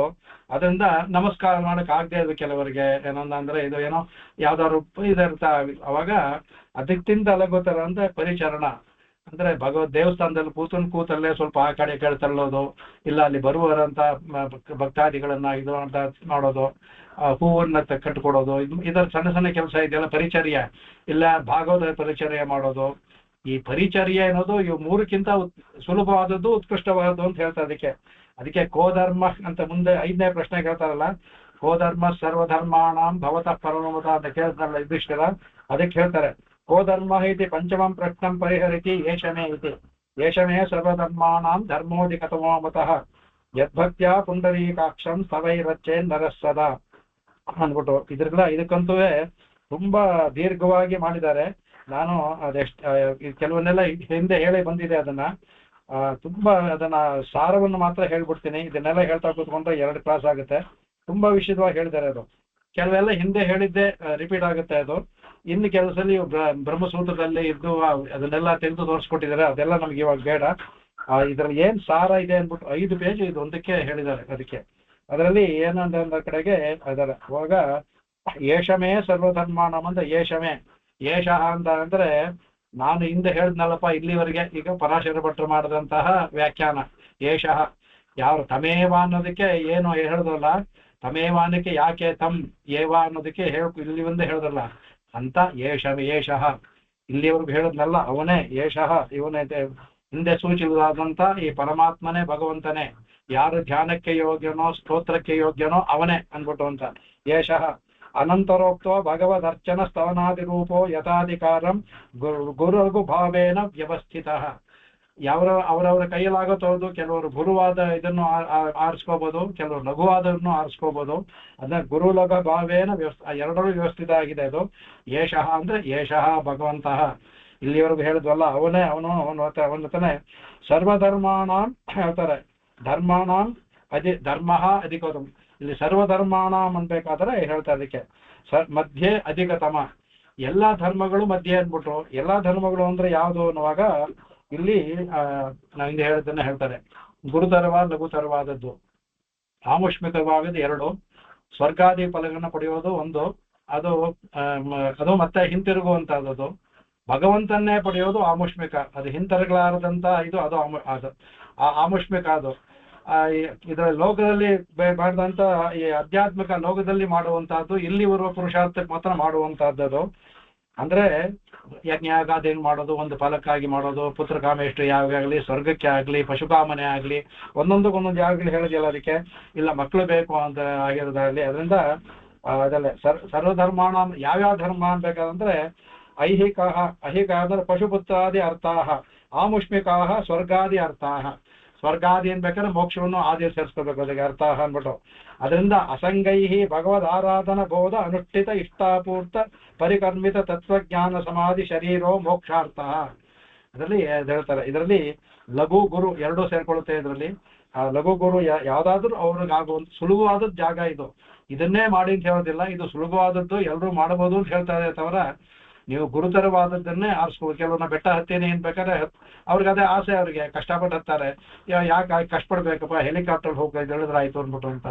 ಹಾಗಾಗಿ ಅವ್ರವ್ರಿಗೆ ಇಷ್ಟವಾಗಿದ್ದು ಅದರಿಂದ ಅದಕ್ಕೆ ಹೇಳ್ತಾರೆ. ಅದಕ್ಕೆ ಆರಾಧನ ಭಗವದ್ ಆರಾಧಬಹುದು ಅನುಷ್ಠಿತ ಇಷ್ಟಾಪೂರ್ತ. ಇಷ್ಟ ಅಂದ್ರೆ ಇಷ್ಟಿಗಳು, ಪೂರ್ತ ಅಂದ್ರೆ ಕೆರೆ ಕಟ್ಟೋದು ಮಾಡೋ ಇದೆಲ್ಲವೇ ಇಷ್ಟಾಪೂರ್ತಗಳು. ಅದಕ್ಕೆ ಅದು ಪರಿಕರ್ಮಿತ ತತ್ವಜ್ಞಾನ ಸಮಾಧಿ. ತತ್ವಜ್ಞಾನ ಸಮಾಧಿ ಹೋಗೋದು ಭಕ್ತಿ ಯೋಗ, ಅಲ್ಲಿ ಹೋಗುವಂತದ್ದು. ಶರೀರ ಅದು ಮೋಕ್ಷ, ಅದು ಒಂದು ಮೋಕ್ಷಾರ್ಥಕ್ಕೆ. ಇಲ್ಲ ಸಾನುರಾಗ ಭಗವತ್ ಸ್ಮರಣ ಕೀರ್ತನ ಪ್ರಣಾಮಾದಿ ತತ್ ಅಸಾಧಾರಣ ಪರಿಚರಣಾತ್ಮ ಇದೆ ಚತುರ್ವಿಧಾಹ. ಇಲ್ಲ ಅನುರಾಗದಿಂದ ಅದು ಗುರುವಾದದ್ದು ಹೇಳಿದ್ರು, ಲಘುವಾದ ಹೇಳ್ತಾರೆ. ಅನುರಾಗದಿಂದ ಭಗವಂತನ ಸ್ಮರಣ ಕೀರ್ತನ ಪ್ರಣಾಮ, ಅದಕ್ಕಿಂತ ಅಸಾಧಾರಣ ಯಾವುದು ಅಂದ್ರೆ ಪರಿಚರಣ, ಅಂದ್ರೆ ಭಗವದ್ ಭಾಗವತರ ಸೇವೆ ಪರಿಚರಣ. ಅದರಲ್ಲಿ ಇತಿ 4 ವಿಧ ಮಾಡ್ಕೊಂಡು ಇತಿ ವಿಧಾಹ ತತ್ರ ಅಧಿಕತಮಃ ಇವರು ಹೇಳ್ತಾರೆ. ಅದರಲ್ಲಿ ಈ ಚತುರ್ಥಂ ಅಧಿಕತಮಃ ಅಂತ ಹೇಳ್ತಾರೆ ಇದರಲ್ಲಿ. ಅಂದ್ರೆ ಇದರಲ್ಲಿ ಅಧಿಕೋ ಶೇಷಮೇ ಸರ್ವಧರ್ಮಾಣಾಂ ಧರ್ಮೋಧಿಕೋ ಅಂದ್ರೆ ಯಾವ್ದಪ್ಪ ಅಧಿಕ ಅನ್ನೋವಾಗ ಪರಾಶರ ಭಟ್ರು ತಮ್ಮ ಪ್ರಕಾರ ಪರಿಚರ್ಯೆ ಮಾಡೋದೇ ಭಗವಂತನ ಪರಿಚರ್ಯೆ. ಯಾಕಂದ್ರೆ ಅವರೇ ಪುರೋಹಿತರಾಗಿದ್ರು, ಶ್ರೀರಂಗೇಶ ಪುರೋಹಿತ, ಭಗವಂತನ ಪರಿಚರ್ಯನೇ ಮಾಡ್ತಾ ಇದ್ರು. ಭಗವಂತನ ಪರಿಚರ್ಯೆ ಮಾಡೋದಿದೆಯಲ್ಲ, ಭಗವಂತನೋ ಭಾಗವತನ ತಗೋಬಹುದು. ಆ ಪರಿಚರ್ಯೆ ಈ 4ರಲ್ಲೂ ಶ್ರೇಷ್ಠವಾದದ್ದು. ಧ್ಯಾನ ಸ್ಮರಣ ನಮಸ್ಕಾರ ಅದರಲ್ಲೂ ಇದು ಅಧಿಕತಮಃ ಇತಿ ತಮಪಾತ್ರಿಭ್ಯ ಚತುರ್ಥಂ ಉತ್ಕರ್ಷಯತಿ. ಅದರ ಈ 3 ಬೇಕು, ಆ 4ರಲ್ಲಿ 3 ಬೇಕು, 3ಕ್ಕಿಂತ 4ನೇದು ಅತ್ಯಂತ ಉತ್ಕರ್ಷವಾದದ್ದು ಅಂದ್ಬಿಟ್ಟು ಅದಕ್ಕೆ ಇಲ್ಲಿ ಅಧಿಕೋತಮ ಅಂತ ಅವರು ಅಧಿಕೋತಮಃ ಅಂತ ಹೇಳಿದ್ ಯಾವುದು ಅಂದ್ರೆ ಪರಿಚರ್ಯವನ್ನ ಭಕ್ತಾದಿಗಳ ಪರಿಚರ್ಯ ಮಾಡೋದಿದಲ್ಲ ಅದನ್ನೇ ನಾವು ತಗೋಬೇಕು. ಇದನ್ನ ಸಿಕ್ಕರು ಇಟ್ಕೊಂಡಿದ್ದಾರೆ ಚೆನ್ನಾಗಿ, ನಮ್ ಎಲ್ರಿಗಿಂತ ಚೆನ್ನಾಗಿ ಅವ್ರು ಇಟ್ಕೊಂಡಿದ್ದಾರೆ. ಈಗಲೂ ಹೋದ್ರೆ ಅವ್ರ ಗುರುದ್ವಾರಗಳಲ್ಲಿ ಹೋದ್ರೆ ಅವ್ರು ಯಾವನೋ ಎಷ್ಟು ಐಶ್ವರ್ಯ ಅಂತ ನೋಡೋದಿಲ್ಲ, ಕರಸೇವೆ ಅಂತ ಅವರೇ ಬರ್ತಾರೆ, ಪಾತ್ರೆ ತೊಳಿತಾರೆ, ಅಲ್ಲಿ ಅಡಿಗೆ ಭಟ್ರು ಅಂತ ಇರೋದೇ ಇಲ್ಲ, ಅವರೇ ಬರ್ತಾರೆ, ಅಡಿಗೆ ಮಾಡ್ತಾರೆ, ಕೆಲವರು ಬಡಿಸ್ತಾರೆ, ಕೆಲವರು ತೆಗಿತಾರೆ, ಚಪ್ಪಲಿ ಕೂಡ ಒರೆಸ್ತಾರೆ, ಅವನ ಕೋಟ್ಯಾಧಿ ಬರ್ತಾನೆ. ಅದು ನಿಜ, ಅದನ್ನ ಹೇಳ್ದ ಪರಿಚರ್ಯ ಇದು ಅಂತ. ಅದಕ್ಕೆ ಪರಿಚರ್ಯ ಅನ್ನೋದು ಬಹಳ ವಿಷಯವಾಯಿತು ಅಂದ್ಬಿಟ್ಟು ಒಂದೊಂದು ಇದರಲ್ಲಿ ಒಂದೊಂದು ವಿಶೇಷವಾಗಿ ಅದು ಇದು ಮಾಡ್ಕೊಂಡು ಹೋಗ್ತಾರೆ. ನಾವು ಉತ್ತರದಲ್ಲಿ ಭಕ್ತಿ ಪಂಥ ಇದೆ, ಎಲ್ಲವೂ ಬೇಕಾದ್ರೆ ಆತರ ಅಲ್ಲಿ ಅವರು ಈ ಸೇವೆ ಇದೆಯಲ್ಲ, ಈ ಪರಿಚರ್ಯವನ್ನ ಬಹಳ ವಿಶೇಷವಾಗಿ ಸಿಖ್ ಜನಾಂಗದಲ್ಲಿ ಇಟ್ಕೊಂಡಿದ್ದಾರೆ. ಅದರಿಂದ ಅದನ್ನ ಹೇಳ್ತಾರೆ ಅದಕ್ಕೆ, ಅವಾಗ ಹೇಳ್ತಾರೆ ಅದಕ್ಕೆ, ಅದನ್ನ ಹೇಳ್ತಾರೆ ಅದಕ್ಕೆ. ಇದು ತತ್ ಉಪಾದೇಯತಿ ಯದ್ಭಕ್ತ್ಯ ಪುಂಡರೀಕಾಕ್ಷಂ ಸರ್.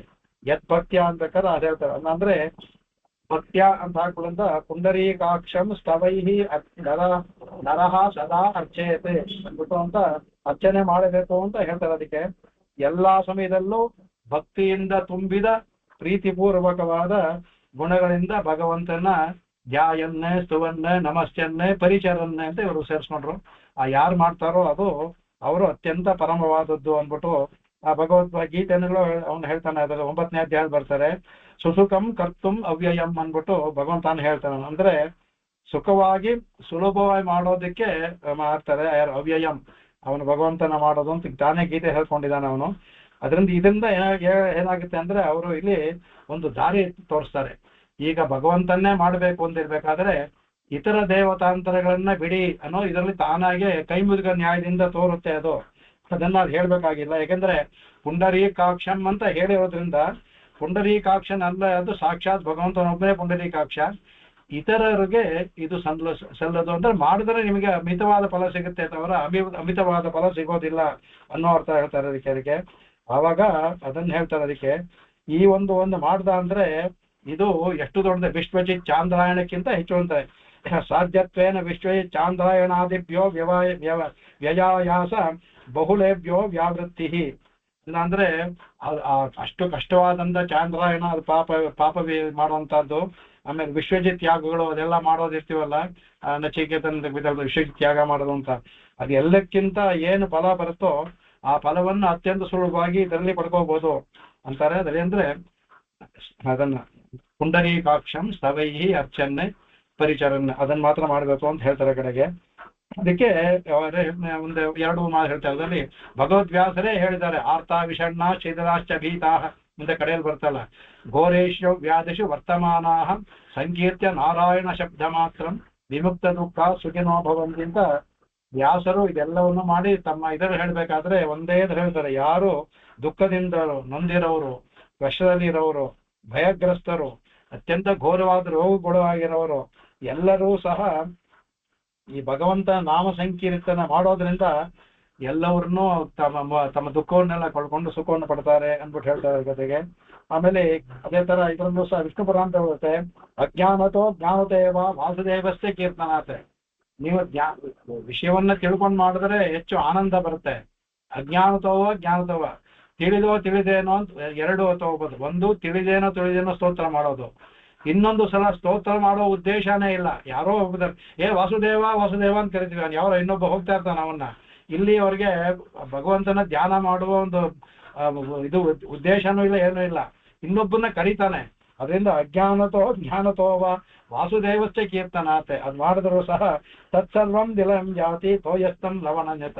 ನೀರಲ್ಲಿ ಅವರಿರುವ ಅವರ ಪಾಪಗಳೆಲ್ಲ ನೀರಲ್ಲಿ ಉಪ್ಪು ಕರಗೋತಾರೆ, ಕರಗೋಗ್ಬಿಡುತ್ತೆ ಅಂದ್ಬಿಟ್ಟು ಬರ್ತಾರೆ. ಅದೇ ತರ ಅನೇಕ ಹಿಂದೆ ಹೇಳಿದ್ದಾನೆ, ಅದಕ್ಕೆ ಅವ್ನು ಬೆಂಕಿಯಲ್ಲಿ ಹಾಕ್ದಂಗೆ ಇದೆಲ್ಲ ಹೇಳ್ದಲ್ಲ, ಎಲ್ಲವೂ ಸಹ ಬರುತ್ತೆ.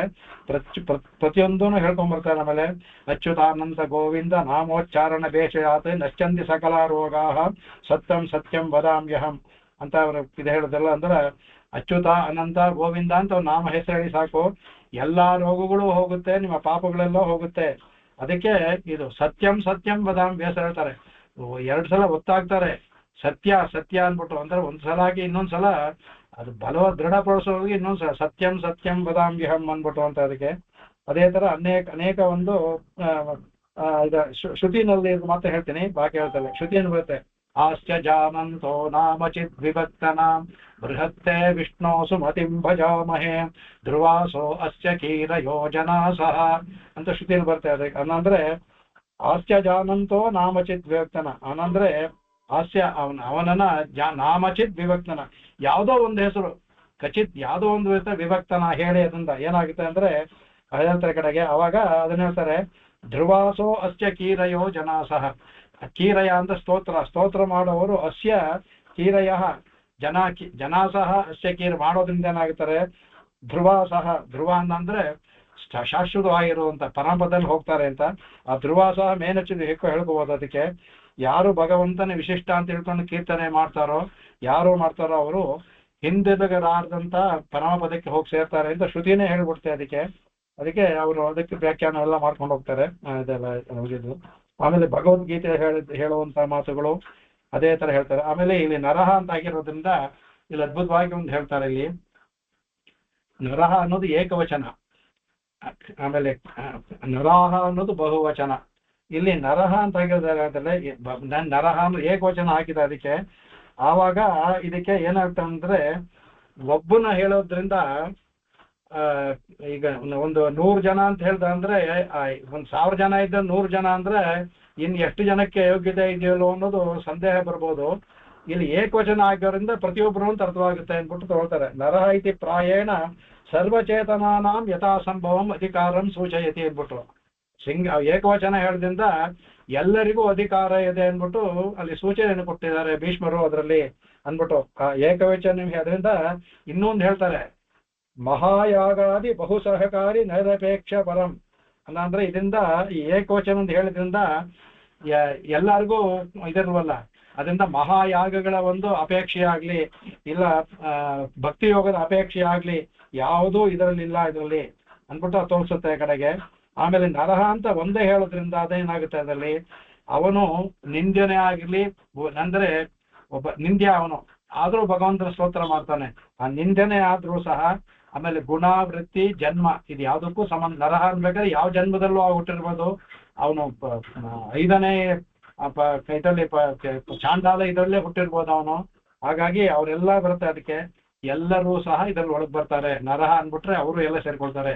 ಭಗವಂತನೇ ನಮೇ ದ್ವೇಷವಸಿ ನ ಪ್ರಿಯ ಅಂತ ಹೇಳೋದ್ರಿಂದ ಅವ್ನಿಗೆ ಯಾರು ದ್ವೇಷಗಳು ಇಲ್ಲ, ಪ್ರಿಯರು ಇಲ್ಲ. ಯಾರು ಅವನ್ನ ಪ್ರೀತಿಯಿಂದ ಮಾಡ್ತಾರೋ ಎಲ್ರಿಗೂ ಕೊಡ್ತಾನೆ ಅವನು ಭಗವಂತ ಅವನು.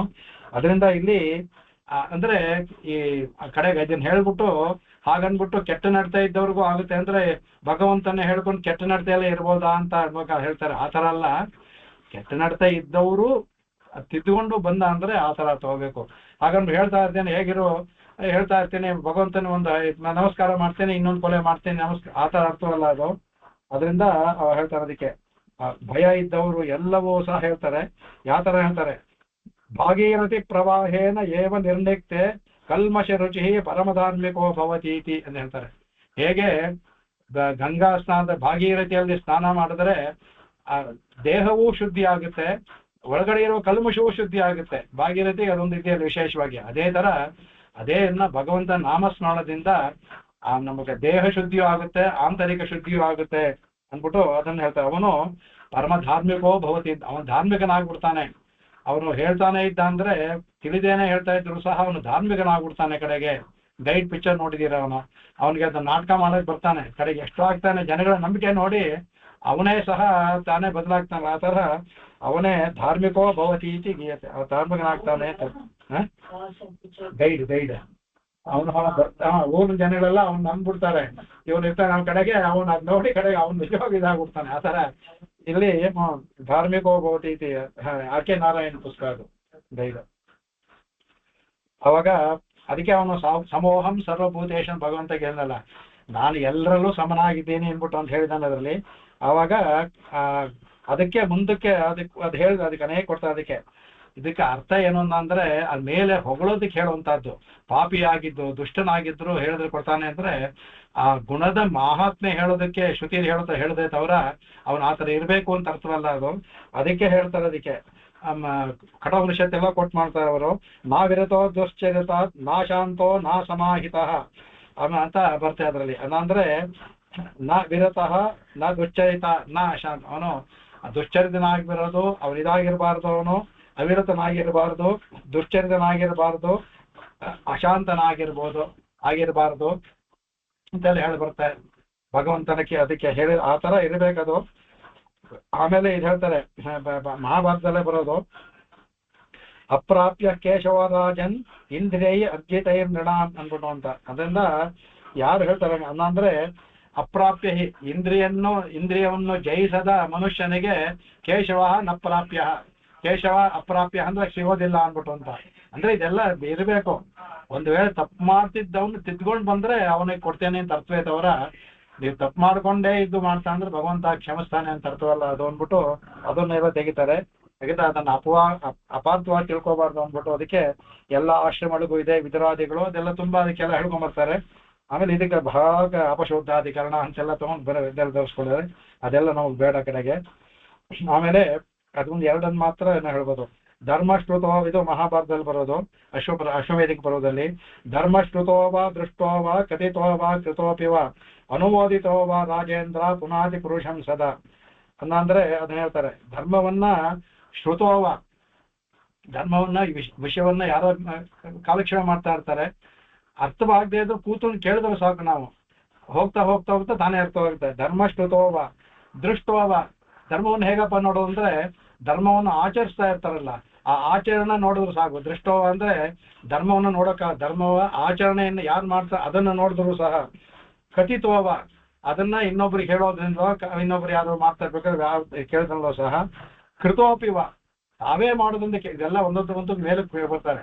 ಕೃತೋಪಿವ, ನಾವೇ ಮಾಡೋದೆಂದು ಕಡೆಗೆ ಅನುಮೋದಿತೋವ, ಇಲ್ಲ ಇನ್ನೊಬ್ರು ಮಾಡೋದನ್ನು ಅನುಮೋದನೆ, ಹೌದೌದು ಸರಿ ಈ ತರ ಮಾಡ್ಬೇಕು ಅನುಮೋದನೆ ಮಾಡೋದಿದೆಯಲ್ಲ ಅದಕ್ಕೆ ರಾಜೇಂದ್ರ ಪುರುಷಃ ಸದಾ ಪುನಾತಿ, ಇದರಿಂದಲೇ ಪುರುಷ ಪುನಾತಿ ಎಲ್ಲವನ್ನೂ ಕಳ್ಕೊಂಡು ಇದ್ ಮಾಡ್ತಾನೆ ಅಂದ್ಬಿಟ್ಟು ಪುನೀತನಾಗತ್ತೆ ಅಂತ ಯುಧಿಷ್ಠನಿಗೆ ಹೇಳುವಂತ ಮಾತಾಡು.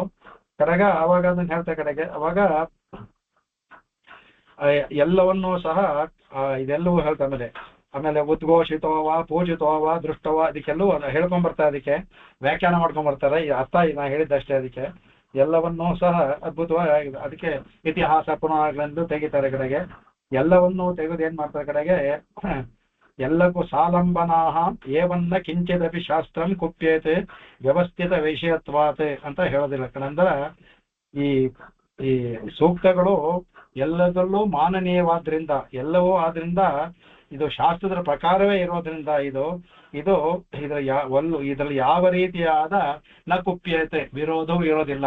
ಏನಪ್ಪಾ ಅವ್ರಿಗೂ ಒಂದು ಹೇಗೆ ನಾವು ಮಾಡುವಾಗ ಶರಣಾಗತಿ, ನಮ್ಗೆ ಶರಣಾಗತಿ ಮಾಡೋದು ನಮ್ಗೆ ಇಷ್ಟ ಪಾಪ ಎಲ್ಲ ಹೋಗಿ ಇದಾಗಿ ಸಿಗುತ್ತೆ ಅಂತ ಸಂದೇಹ ಬರ್ತಲ್ಲ, ಆ ಥರ ಹೇಳ್ತಾರೆ. ಅದಕ್ಕೆ ಯಾವ ವಿರೋಧವೂ ಬರೋದಿಲ್ಲ. ಯಜ್ಞ ಆಗಾದಿ ಮಾಡಿದಂತ ಭಕ್ತಿಯೋಗ ಮಾಡಿದಂಥವ್ರಿಗೆ ಏನು ಫಲವೋ ಈ ಸಾಲಂಬನ, ಈ ಅವಲಂಬನೆ ಸಾಲಂಬನ ಆಲಂಬನದಿಂದಿರೋದು ಭಗವಂತ ಧ್ಯಾಯಂ ಸ್ತುವನ್ ನಮಶ್ಚನ್ನೇ ಪರಿಚರನ್ನೇ ಇದು ಮಾಡೋದ್ರಿಂದ ಕಿಂಚದಿ ಶಾಸ್ತ್ರಂ ಕುಪ್ಯೇತೆ, ಯಾವ ಶಾಸ್ತ್ರಕ್ಕೂ ವಿರೋಧವಾಗೋದಿಲ್ಲ. ಇದು ಎಲ್ಲರಿಗೂ ಸಮಾನವಾದದ್ದು. ಅದು ಕೆಲವರು ಮಾತ್ರ ಇದು ಎಲ್ಲರಿಗೂ ಸಮಾನವಾದದ್ದು ಕಡೆಗೆ ಹೇಳ್ತಾರೆ. ಆಮೇಲೆ ಮುಂದೆ ಹಿಂದೆ ಹೇಳಿದ ಅದಕ್ಕೆ ಈ ಧ್ಯಾನಕ್ಕೆ ಅರ್ಚಕ್ಕೆ ಏನಾದ್ರು ಅದಕ್ಕೆ ಯಾವ ಕಾಲವೂ ಇಲ್ಲ, ಯಾವ ದೇಶವೂ ಇಲ್ಲ, ಯಾವ ನಿಯಮವೂ ಇಲ್ಲ ಅಂತ ಹೇಳ್ತಾರೆ. ಇದರಲ್ಲಿ ಹೇಳ್ತಾರೆ ಸ್ನಾನವನ್ನ ನಿರ್ಬಂಧವೂ ಇಲ್ಲ, ಭಗವಂತನ ಧ್ಯಾನ ಮಾಡೋದು. ಇದರಲ್ಲಿ ಒಂದು ವ್ಯತ್ಯಾಸ ತಿಳ್ಕೋಬೇಕು.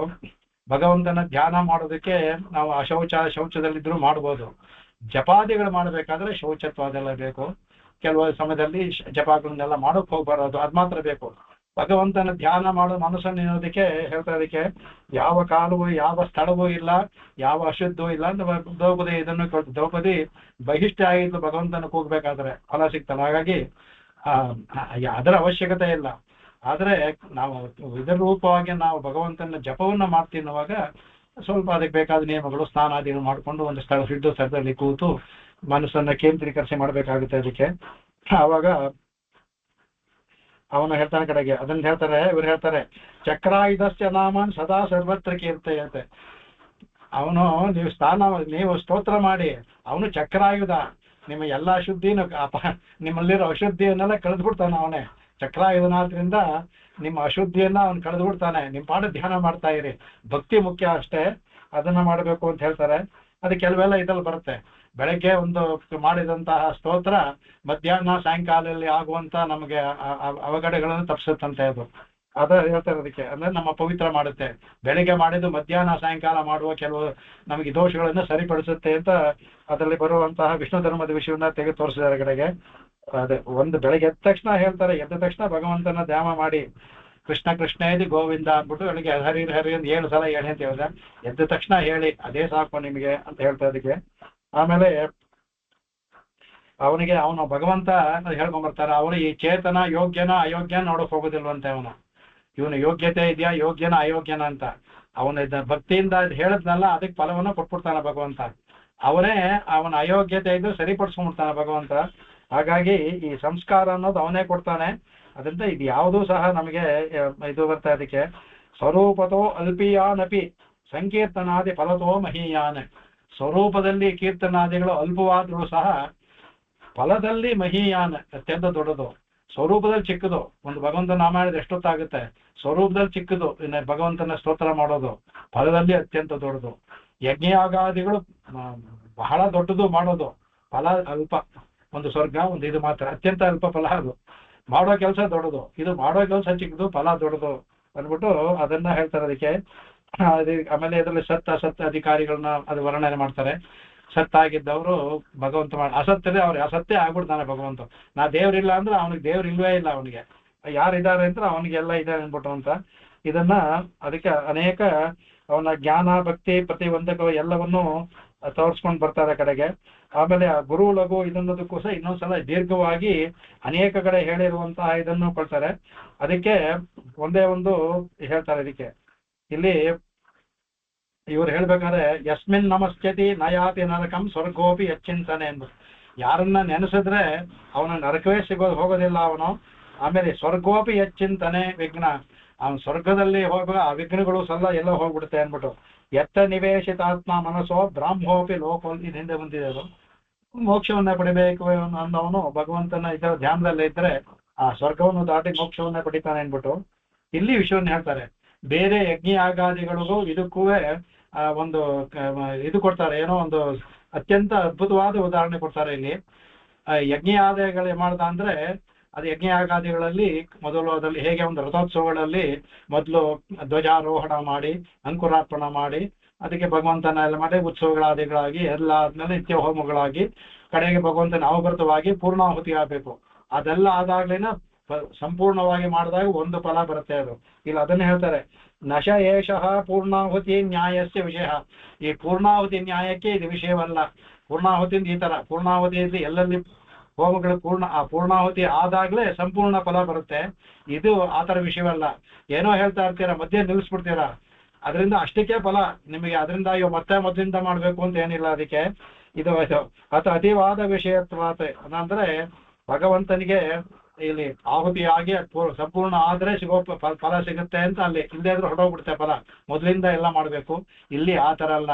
ಬೆಳಗ್ಗೆ ಹೇಳಿದ್ರೆ ಏನೋ ಕೂತಿದ್ರಿ, ಸರ್ ಹೊಡೆದ್ರೆ ಯಾವನೋ ಬೆಲ್ಲ ಹೊಡೆದ ಈಚೆ ಬಂದ್ರೆ ಬಿಟ್ಟೋಯ್ತು, ಮತ್ತೆ ಯಾವ್ದೋ ಕೆಲಸ ಮತ್ತೆ ಆಮೇಲೆ ಶುರು ಮಾಡಿದ್ರಿ. ಅಲ್ಲಲ್ಲಿ ಅಷ್ಟಷ್ಟು ಮಾಡೋದಕ್ಕೆ ಆ ಫಲ ಇದ್ದೇ ಇರುತ್ತೆ. ಆ ಪೂರ್ಣಾಹುತಿ ತರ ಇದು ವಿಷಯವಲ್ಲ ಇದು.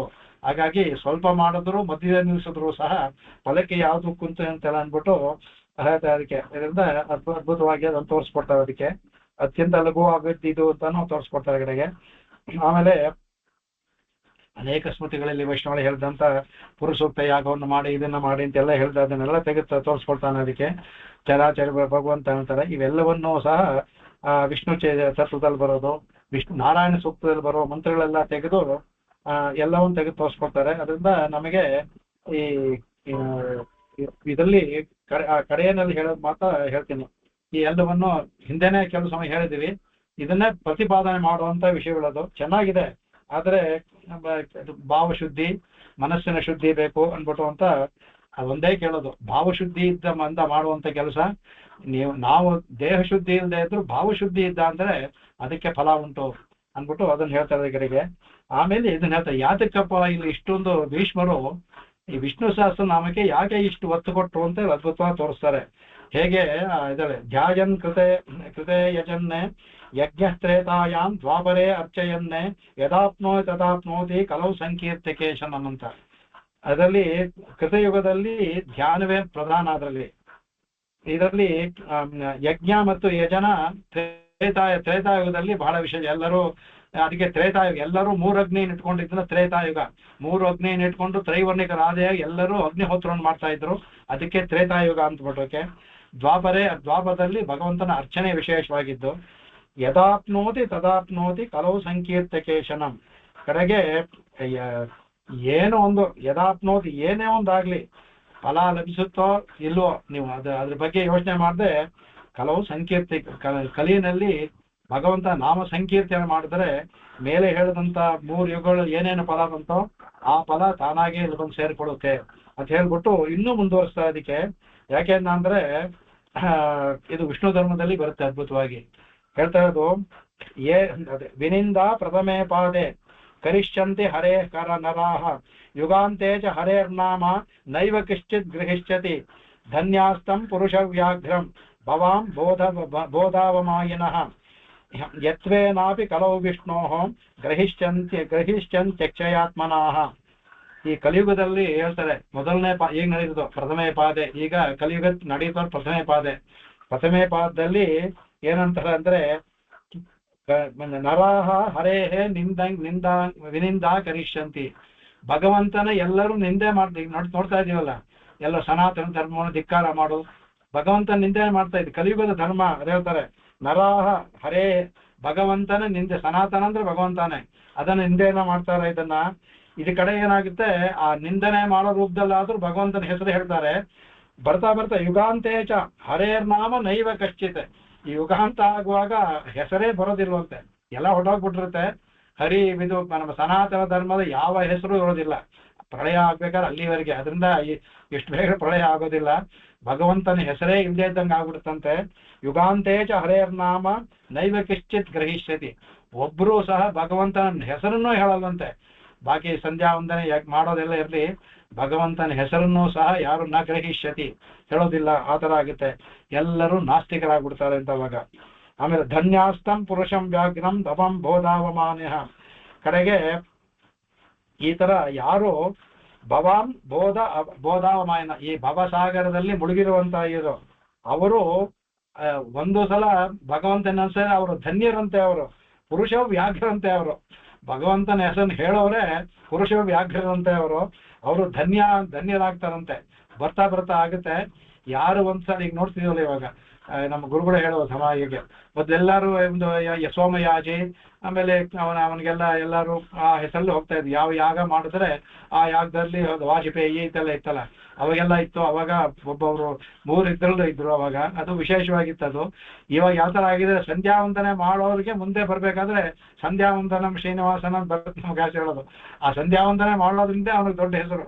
ಈಗ ನೋಡಿ ಇದರಲ್ಲಿ ಈಗ ಒಂದು ಸಣ್ಣ ಒಂದು ಉಪಾಸನಾದಿಗಳು ಮಾಡಿದ್ರೆ ದೊಡ್ಡದಾಗ್ಬಿಟ್ಟಿದೆ ಇವಾಗ.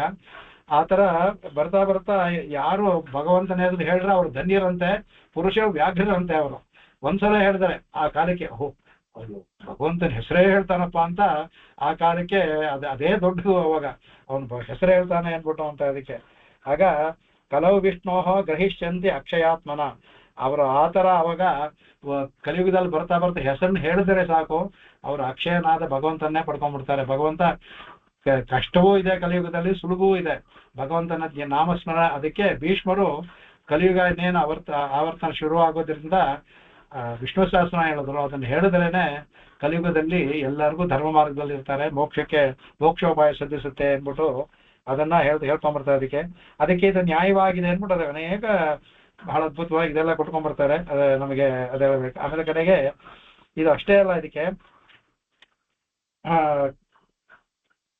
ಇದು ಋಷೀಣಾಂ ಪರಮಂ ಯೋ ಮಹರ್ಷೀಣಾಂ ಅಂತ ಇದಕ್ಕೆ ಋಷಿಗಳೆಲ್ಲ ಇದನ್ನ ಹೇಳಿದ್ದಾರೆ ಅನ್ಬೇಕಾದ ಅಂತಾರೆ. ಅದನ್ನ ಹೇಳ್ತಾರೆ ಅದಕ್ಕೆ ಯಾಕಂದ್ರೆ ಸರ್ವೇಶಾನಪಿ ಧರ್ಮಾಣಂ ಉತ್ತಮೋ ವೈಷ್ಣವೋ ವಿಧಿ ಅಂದ್ಬಿಟ್ಟು ಅಂತ ಇದು ಮಹಾಮಾರ್ಗ ಪಕ್ಷಗಳು ಬರುತ್ತೆ. ಅದಕ್ಕೆ ವಿಷ್ಣು ಸಂಬಂಧಿತವಾದ ವಿಧಿಗಳೆಲ್ಲವೂ ಸಹ ಎಲ್ಲಾ ಧರ್ಮಗಳಂದು ಉತ್ತಮವಾದದ್ದು.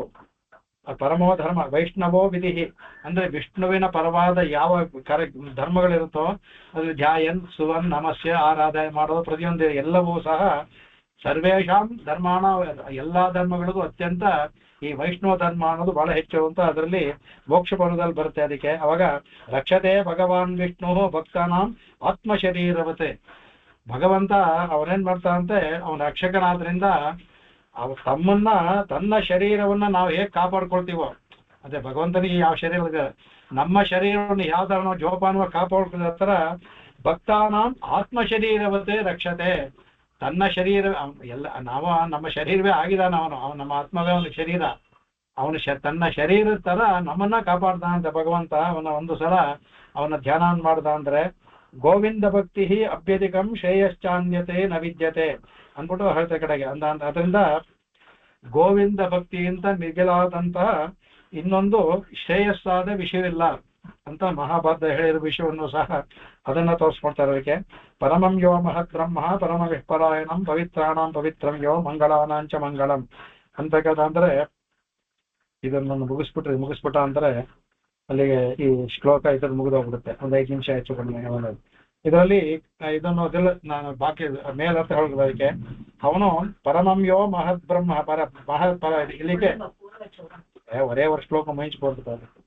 ಅದರಿಂದ ಪರಮಂ ಯೋ ಮಹತ್ ನಾಳಿದ್ದು ನೀ ಇರ್ತಿದ್ಯಾ? ನಾಳೆಗೆ ಎಂತ ಭಾಷೆಯ? ಸರಿ, ನಾಳೆನೇ ಹೇಳ್ತೀನಿ ಬಿಡಿ, ಪರವಾಗಿಲ್ಲ. ಆಯ್ತು, ನಾಳೆ ನನ್ನ ಕ್ಲಾಸ್ ಇರುತ್ತೆ. ನಾಳೆ ಇದು ಮುಂದುವರ್ಸ್ಕೊಂಡು ಹೋಗ್ಬೇಕು. ಒಂದೇ ಒಂದು ಶ್ಲೋಕ ಅಷ್ಟೇ. ಕವಿತಾರ್ಕಿಕ ಸಿಂಹಾಯ ಕಲ್ಯಾಣ ಗುಣಶಾಲಿನೇ ಶ್ರೀಮತೆ ವೆಂಕಟೇಶಾಯ ವೇದಾಂತ ಗುರವೇ ನಮಃ. ಶ್ರೀ ಪರಾಶರ ಭಟ್ಟಾರ್ಯ ಶ್ರೀರಂಗೇಶ ಪುರೋಹಿತ ಶ್ರೀವತ್ಸಾಂಗಸ್ತುತ ಶ್ರೀಮಾನ್ ಶ್ರೇಯಸೆ ಮೇಸ್ತು ಭೂಜಸೆ. ಎಲ್ಲರಿಗೂ ನಮಸ್ಕಾರ. ನಾಳೆ ನೋಡೋಣ. ನಮಸ್ಕಾರ ಸರ್. ನಮಸ್ಕಾರ ಸರ್. ನಮಸ್ಕಾರ. ನಮಸ್ಕಾರ ಸರ್. ನಮಸ್ಕಾರಪ್ಪ ಅಣ್ಣ. ನಮಸ್ಕಾರ. ನಮಸ್ಕಾರ. ಮೆಂಚೆ ಅವನ ಕ್ಲಾಸ್. ನಮಸ್ಕಾರ. ನಾಳೆ ನೋಡೋಣ. ನಮಸ್ತೆ.